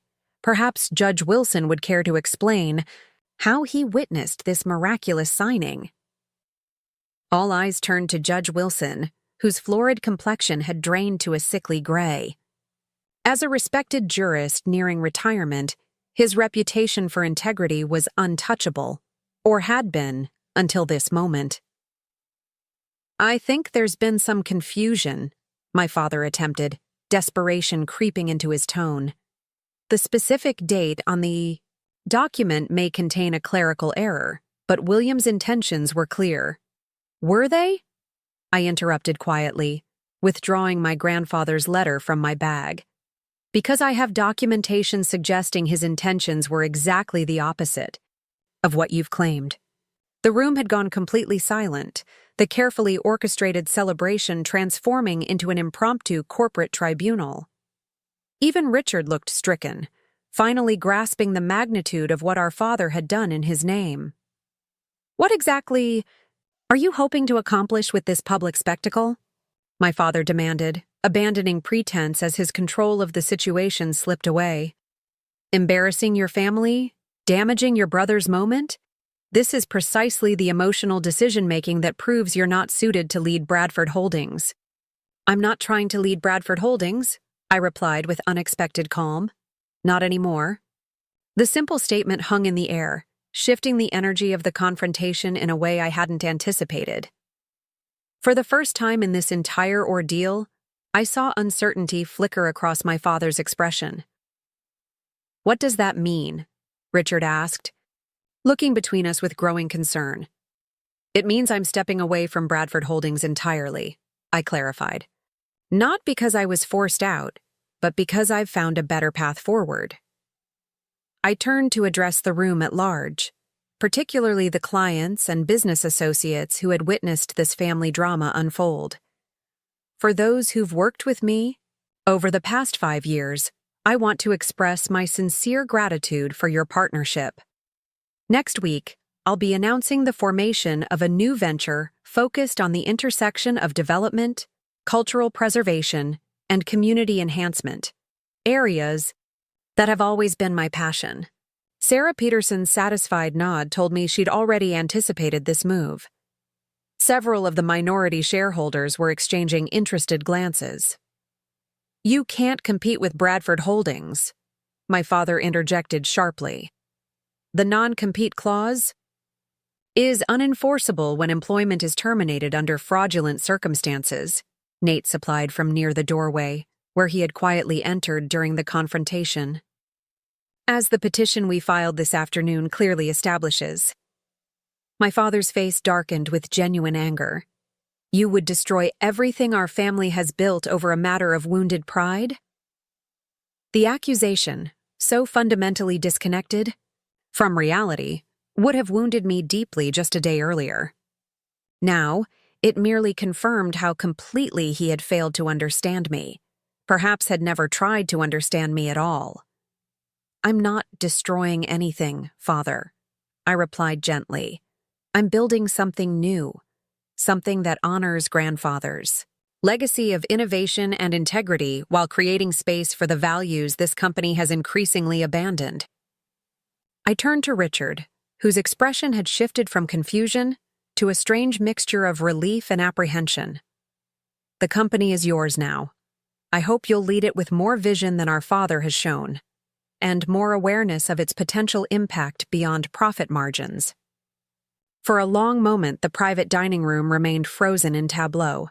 My father standing rigidly by the head table, my mother's hand pressed against her mouth in distress, Richard looking oddly displaced in the celebration that was ostensibly in his honor. The assembled guests seemed collectively uncertain whether to proceed with the dinner or make discreet exits. The spell was broken by Antoine, the maître d', who entered with impeccable timing and apparent obliviousness to the tension. "Mr. Bradford, shall we begin serving the first course?" he inquired politely. My father cleared his throat, visibly, struggling to regain his composure. "Yes, of course. Everyone, please take your seats." The ritual of the meal provided welcome structure for the socially awkward situation. Guests shuffled to their assigned tables. The waitstaff began circulating with wine and appetizers, and the volume of conversation gradually rose to mask the undercurrent of discomfort. I made my way toward Sarah Peterson's table, where Uncle Mai. Leo had already saved me a seat. "Magnificent entrance," he murmured as I sat down. "William would have been proud." "I'm not sure causing a scene at Canlis would have met with grandfather's approval," I replied dryly. "Not the scene," Leo clarified. "The dignity, the clarity of purpose. Those were qualities he valued above all else." Sarah Peterson nodded, in agreement. "Your grandfather once told me that true leadership isn't about controlling others, but about having such a clear vision that others naturally follow. You demonstrated that tonight." The validation warmed me, but I couldn't help glancing toward the head table where my parents sat in strained silence while Richard attempted to engage with Bradley Wilson, whose journalistic instincts were clearly at war with his social connection to the family. "I should speak with Richard," I said suddenly. "He's as much a pawn in this as I was." Leo looked skeptical. "Perhaps, but he was a willing pawn. He could have declined the position when he realized how it was being orchestrated." "Could he?" I wondered aloud. "Richard has never known any path but the one laid out for him. At least I had grandfather's alternative vision and support." Before anyone could respond, my mother appeared beside our table, her social mask firmly in place despite the slight tremor in her hands. "Vanessa," she said quietly. "A word, please?"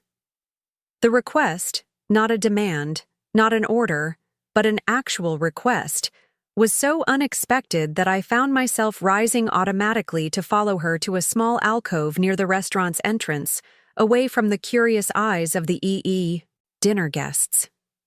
Once we were alone, her carefully composed expression faltered. "What your father did was wrong," she said, her voice barely above a whisper.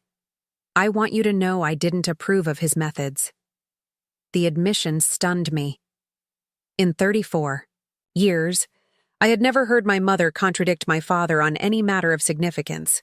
"But you didn't stop him," I pointed out, trying to keep accusation from my tone. She looked away, her profile sharply defined against the darkened window. "No, I didn't stop him." The simple acknowledgement hung between us, neither an apology nor a justification, but perhaps the most honest exchange we'd ever had. "Why now?" I asked. "Why are you telling me this now?" She turned back to me, and I was startled to see genuine distress in her eyes.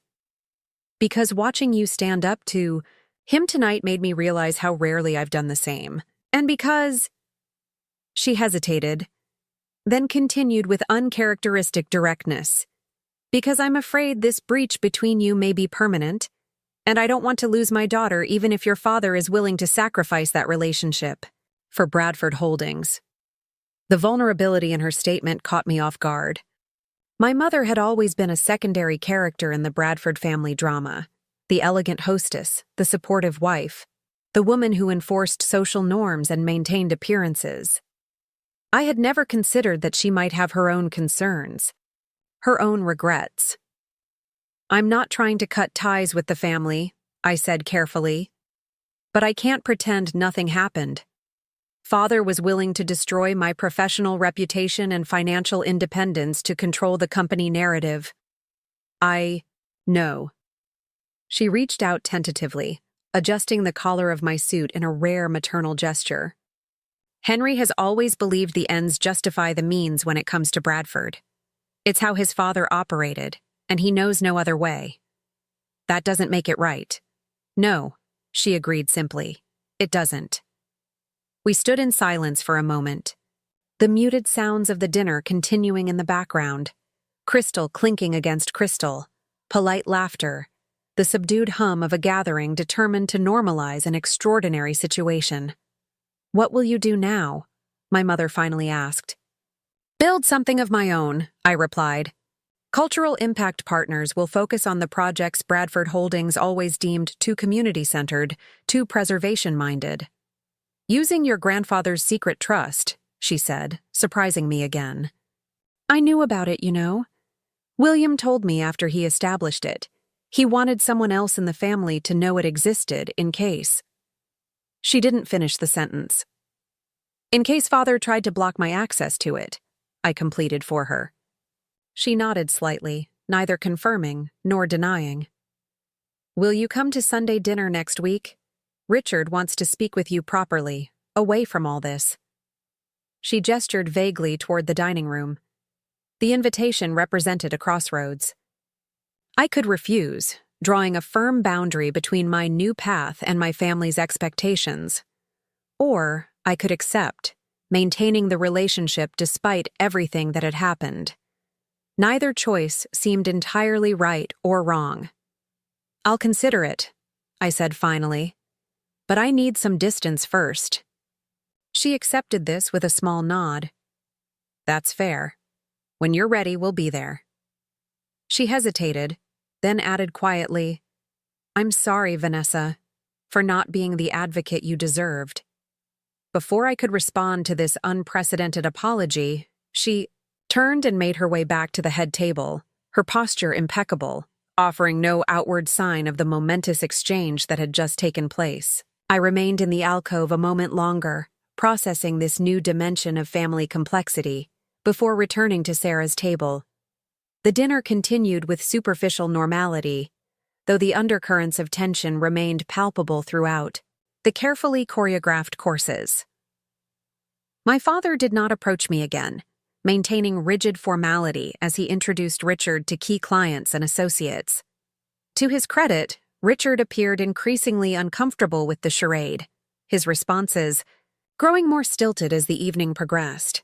As dessert was being served, my grandfather's favorite dark chocolate soufflé, a Bradford celebration tradition, Richard suddenly excused himself from the head table and made his way toward me.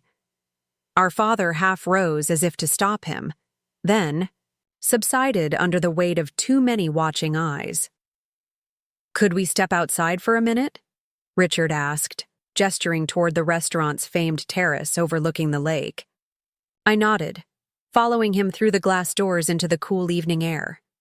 The Seattle skyline glittered across the water, the Space Needle illuminated against the night sky.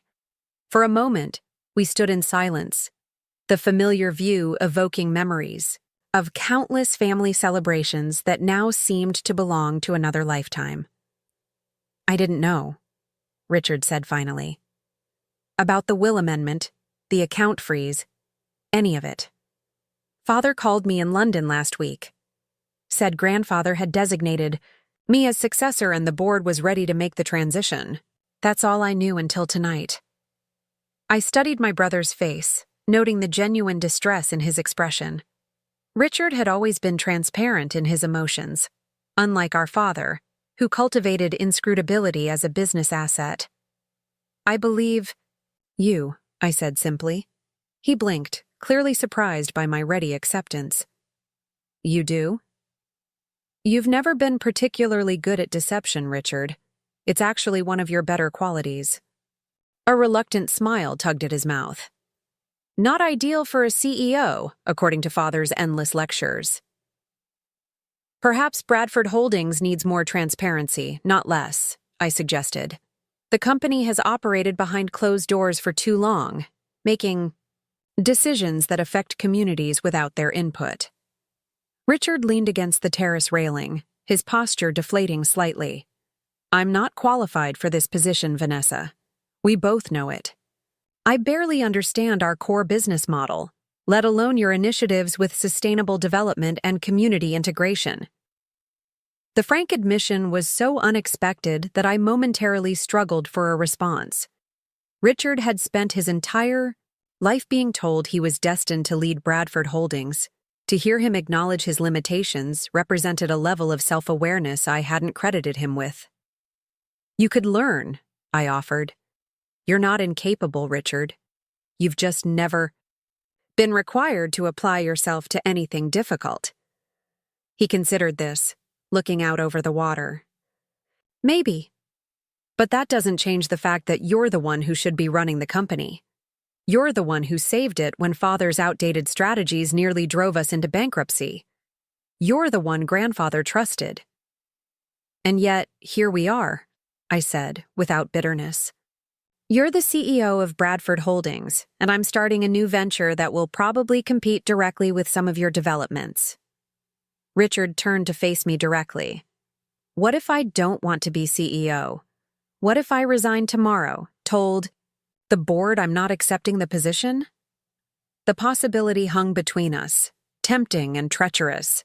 For a moment, I allowed myself to imagine returning to Bradford Holdings triumphantly, reinstated as CEO, vindicating my grandfather's faith in me. Then I thought about what that would actually mean. Fighting the same battles with my father and the old guard on the board, compromising my vision to accommodate their resistance, continuing the exhausting struggle to modernize a company that was fundamentally attached to its traditional identity. No, I said finally. Bradford Holdings is yours now, for better or worse. Make it what you want it to be, not what Father demands. And what about us? Richard asked quietly. We've never been close, Vanessa. I know that's largely my fault. I was jealous of your relationship with Grandfather, resentful of how easily everything seemed to come to you. Easily? I couldn't help the incredulous laugh that escaped me. Richard, I've worked 14-hour days for 15 years trying to prove I belonged at Bradford. Nothing about it was easy. He had the grace to look abashed. I meant it seemed easy to me. You always knew exactly what you wanted, exactly who you were. I never did. I just tried to be what everyone expected. The insight into my brother's perspective was illuminating. Where I had seen privileged indulgence, he had experienced purposeless drift. Where I had fought for recognition, he had struggled with expectations he felt unequipped to meet. Maybe we both needed to step away from the Bradford legacy to figure out who we really are, I suggested. Richard nodded slowly. I think I'd like to try running the London office for a while, away from Father's direct oversight. Focus on international expansion, learn the business properly. That might be a good first step, I agreed. Distance can provide clarity. And maybe, he hesitated, maybe our companies could collaborate on certain projects, your cultural preservation expertise with Bradford's development resources. The suggestion was unexpected, but not unwelcome.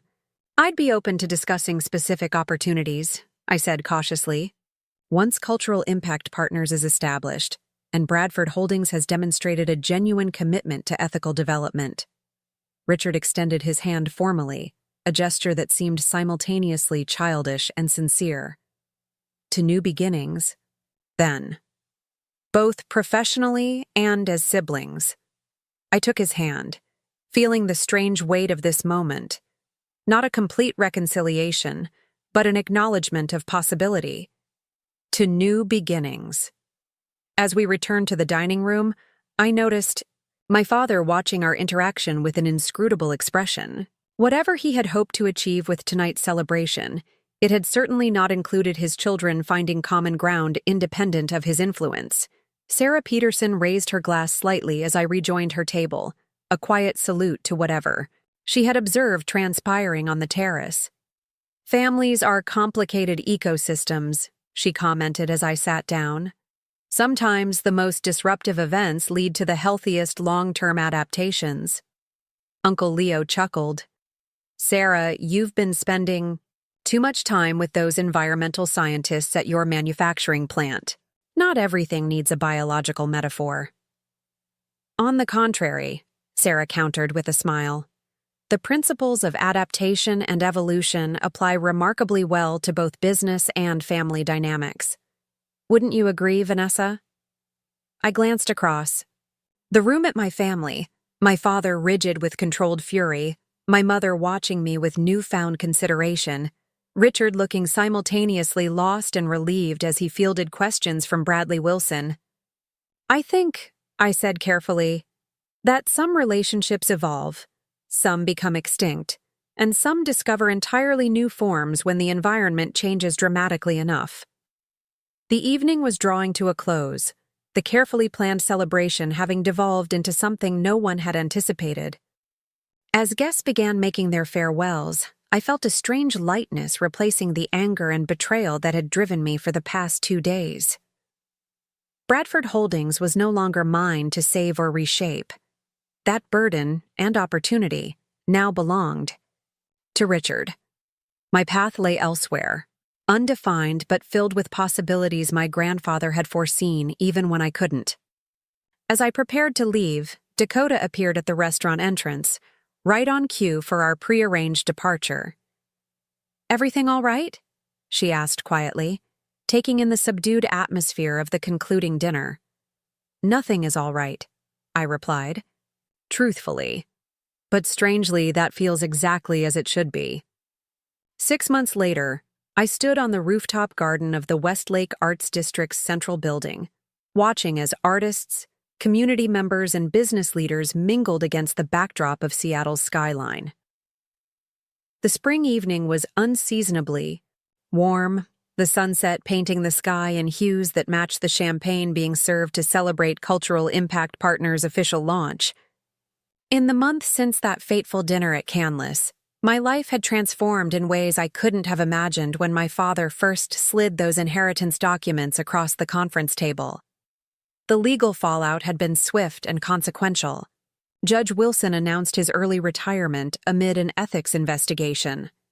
My father avoided formal censure only through a carefully negotiated settlement that included his resignation as chairman of Bradford Holdings, though he remained on the board in a diminished capacity. The forged amendment to my grandfather's will was officially invalidated, though by then it hardly mattered. I had already committed to my new path. Richard had surprised everyone by following through on his terrace promise, relocating to London, to run Bradford's international division rather than assuming the CEO role in Seattle. The board had appointed an interim CEO, a respected industry veteran who had previously retired from a competitor firm, while conducting a proper executive search. The company was stable, if somewhat diminished in local influence. But tonight wasn't about Bradford Holdings. Tonight was about celebrating what had emerged from its shadow. Quite the turnout, Mira observed, appearing at my side with 2 glasses of champagne. She handed me one, casting an appraising eye over the gathering. The mayor, 2 city council members, Seattle's cultural elite, and, is that the dean of architecture from the university? I nodded, accepting the glass. Sarah Peterson made some introductions. Turns out preserving historic buildings while creating affordable spaces for artists is a popular concept with civic leaders. Who would have thought? Mira's tone was playfully sarcastic. It's almost as if community-centered development with environmental consciousness might actually be viable.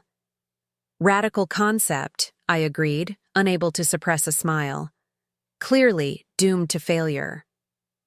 Dakota joined us, tablet in hand as always. The Belltown warehouse conversion is officially funded, she reported, visibly pleased. The investment group was so impressed with tonight's presentation that they committed to the full amount, with potential for Phase 2 funding if initial occupancy targets are met. That's our third project fully greenlit, Mira noted. Not bad for a company that didn't exist 6 months ago. The swift success of Cultural Impact Partners had exceeded even my optimistic projections. My grandfather's seed funding had provided the foundation, but it was the network of relationships I'd built over 15 years, with investors, community organizations, and local government, that had truly accelerated our growth. That and the team we'd assembled. Dakota had joined as Chief Operations Officer, bringing her organizational genius and institutional knowledge. Nate had left Bradford Holdings to become our legal counsel, eager to support an organization whose values aligned with his own. 3. Former Bradford project managers had followed, drawn by our mission and the opportunity to work without the constraints of outdated corporate thinking. The Seattle Business Journal piece certainly didn't hurt, Dakota added, nodding toward Bradley Wilson, who was deep in conversation with one of our community partners near the herb garden. His profile on Seattle's development disruptor generated investor interest from as far away as Chicago and Toronto. The irony wasn't lost on me. The same reporter my father had invited to announce Richard's ascension had instead chronicled my emergence as an independent force in Seattle's development landscape. Bradley had approached me 3 weeks after the Canlis dinner, seeking an exclusive on what he called the development story of the decade. His subsequent article had been fair, thoughtful, and instrumental in establishing Cultural Impact Partners. Credibility. Ms. Bradford? A voice interrupted our conversation. I turned to find Lucia Reyes, the journalist whose breakfast interview had been my first step toward independence. I hope I'm not intruding, but I wanted to personally congratulate you. She gestured around the rooftop garden to the arts district below, is exactly the vision you described that morning. It's rare to see someone articulate a dream and then manifest it so completely. Thank you, Lucia. That means a great deal coming from you. Her profile in Innovator magazine had been instrumental in shaping public perception of my departure from Bradford as a positive evolution rather than an unceremonious ousting. I'm working on a follow-up piece about ethical development and community integration, she continued. Would you be open to another interview? I'd love to hear how your perspective has evolved since establishing your own company. I'd be happy to, I agreed. Dakota can arrange something for next week. As Lucia moved away to rejoin her colleagues, I caught sight of Uncle Leo near the rooftop edge, deep in conversation with an elderly woman I recognized as the director of the Seattle Preservation Society. He had become an unexpected but valuable advisor to Cultural Impact Partners, his decades of industry experience complemented by a genuine passion for ethical business practices. You're 10 o'clock, Dakota murmured discreetly. New arrivals. I turned to see my mother and Richard stepping onto the rooftop, both looking slightly uncertain amid the celebration already in full swing. Their presence was unexpected. I had sent them invitations out of courtesy, not expecting either to attend an event that so clearly represented my break from Bradford Holdings. Excuse me, I said to Mira and Dakota, making my way across the crowded rooftop. Richard spotted me first, raising a hand in awkward greeting. He looked different, more relaxed in casual business attire rather than the formal suits our father insisted upon, his expression open rather than guarded. Vanessa, my mother greeted me with a tentative smile. This is quite impressive. Congratulations. Thank you, I replied, genuine but reserved. We had spoken only a handful of times since the Canlis dinner, our Sunday dinner plans repeatedly postponed by mutual unspoken agreement. I'm surprised to see you both here. Surprised enough that security almost didn't let us up, Richard said with a wry smile. Apparently we weren't on the approved list. An oversight, I assured them, though we both knew it hadn't been. The formal invitation had been my only concession to family obligation. I hadn't actually expected them to accept. I flew in from London yesterday, Richard explained. Wanted to see this arts district you've been so passionate about. The real estate publications across the pond have been covering your adaptive reuse model quite extensively. The revelation was surprising. I didn't realize cultural impact partners had international attention. Development circles are small, and innovative approaches travel quickly, Richard replied. Our London team is considering something similar for a former industrial area in East London. I was hoping we might discuss potential collaboration while I'm in town. The suggestion caught me off guard. 6 months ago, I would have dismissed it outright as either a ploy or a Bradford Holdings attempt to co-opt my vision. Now, with the security of my own established company and the distance of half a year, I could consider it more objectively. I'd be open to a preliminary conversation, I said carefully, depending on the specific parameters and ethical commitments. Richard nodded, understanding my reservations. Of course, no pressure, just exploration of possibilities. Bradford International is establishing its own identity, separate from Seattle headquarters. My mother had remained quiet during this exchange, her gaze traveling over the rooftop garden and the Arts District buildings visible below. Your grandfather would have loved this, she said suddenly. He always believed development should enhance communities, not simply extract value from them. The observation, so simply stated yet profound in its acknowledgement, created an unexpected lump in my throat. Thank you for saying that, I managed. It means a lot. A momentary silence fell between us, filled with the ambient sounds of the party, conversation, laughter, the subtle background music selected to complement rather than dominate the gathering. Is Father here as well? I finally asked, glancing toward the entrance. My mother shook her head. No, Henry is struggling to adapt to recent changes. His identity has been so completely intertwined with Bradford Holdings for so long that he can't yet separate himself from it, even partially. The diplomatic phrasing couldn't disguise the reality. My father was unable or unwilling to witness my success independent of the company he had tried to keep from me. It wasn't surprising, but the confirmation still carried a dull ache of finality. Perhaps someday, Richard offered, clearly uncomfortable with the tension. When things have settled further? I nodded, allowing the comforting fiction that time alone would heal such fundamental differences in values and vision. Some breaches were simply too profound for conventional reconciliation. May I see more of the district? My mother asked, changing the subject with practiced social grace. Richard mentioned some of the buildings date back to the early 1900s. Of course, I replied, grateful for the shift. Dakota can arrange a proper tour, or I can show you some highlights myself once I've greeted a few more guests. I'd like that, she said with unexpected warmth, to see it through your eyes. As I guided them further into the celebration, introducing them to key team members and community partners, I was struck by how different this felt from our typical family interactions. Here, in the world I'd created, the Bradford name carried no special weight. I was valued for my vision and execution, not for my heritage. My mother and Richard were guests rather than authorities, observers rather than arbiters. The realization brought with it a profound sense of peace. Not the absence of conflict, but the presence of authenticity. The freedom to define success on my own terms, to build relationships based on shared values rather than obligation. Later, as the celebration continued into evening and the city, lights began to sparkle below. I found myself alone for a moment near the rooftop edge, contemplating the journey of the past 6 months.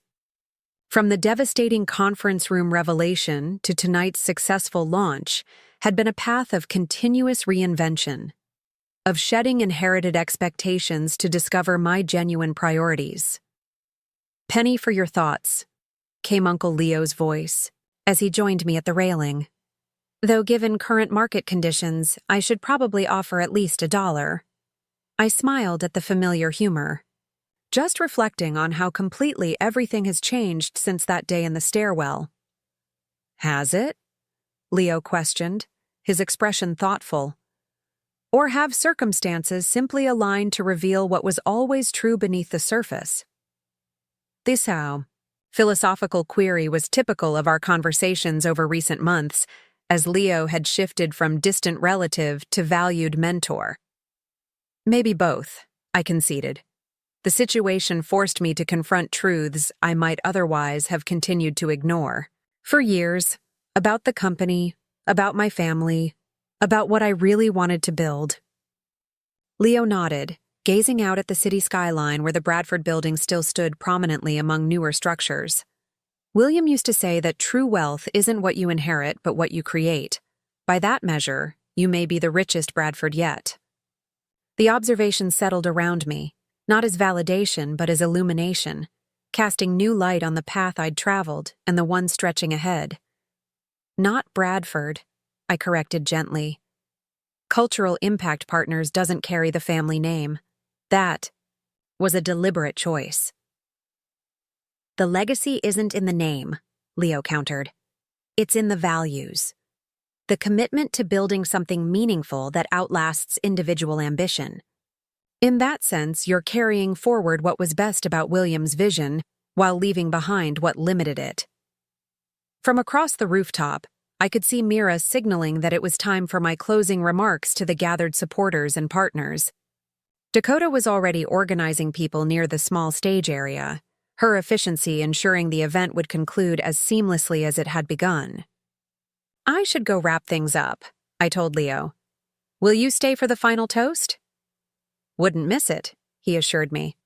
This is just the beginning, you know. What you're building here will reshape how development happens in this city, maybe beyond. As I made my way toward the stage, I passed my mother and Richard, now deep in conversation with Sarah Peterson. My mother caught my eye and offered a small, genuine smile. Not the practiced social expression I'd grown up with, but something more authentic. I returned it briefly before continuing forward, neither clinging to past wounds nor pretending they didn't exist. The future of our relationship remained uncertain, a work in progress like the buildings we were renovating below, structures with good bones but requiring careful attention to realize their potential. Standing before the gathered crowd of supporters, investors, artists, and community members, I felt a profound sense of arrival, not at a destination, but at a true beginning. The inheritance I'd been forced to surrender had led me to claim something far more valuable: the freedom to create on my own terms, guided by values I'd chosen rather than inherited. Thank you all for being here tonight, I began, my voice carrying clearly across the rooftop garden. 6 months ago, Cultural Impact Partners existed only as an idea, a belief that development could honor history while creating future opportunities, that profit and community benefit could align rather than conflict. Looking out at the diverse gathering, from artists who would occupy the studios below to investors who had recognized the financial viability of our vision, I felt a surge of gratitude for this unlikely coalition. Tonight, we're celebrating not just the launch of a company, but the beginning of a movement to transform how we think about urban spaces. The buildings in this arts district have stood for over a century, witnessing Seattle's evolution from frontier town to global city. Our commitment is to ensure they stand for another century, not as monuments to the past, but as living spaces, where creation continues. As I raised my glass for the final toast, my gaze swept across the rooftop, past Mira's proud smile, Dakota's satisfied nod, Uncle Leo's knowing gaze, my mother's tentative warmth, and Richard's genuine interest, to settle on the cityscape beyond, where my new venture would make its mark in ways my father had never imagined and never valued. To creating impact that outlasts us all, I offered, the simple toast encompassing everything that had brought us to this moment. As glasses raised in response and the words echoed back from dozens of voices, I recognized that what had begun as a devastating loss had transformed into the most valuable gift I could have received: the opportunity to build something truly my own, a legacy defined not by what I'd inherited, but by what I'd chosen to create. Up next, you've got 2 more standout stories right on your screen. If this one hit the mark, you won't want to pass these up. Just click and check them out. And don't forget to subscribe and turn on the notification bell so you don't miss any upload from us.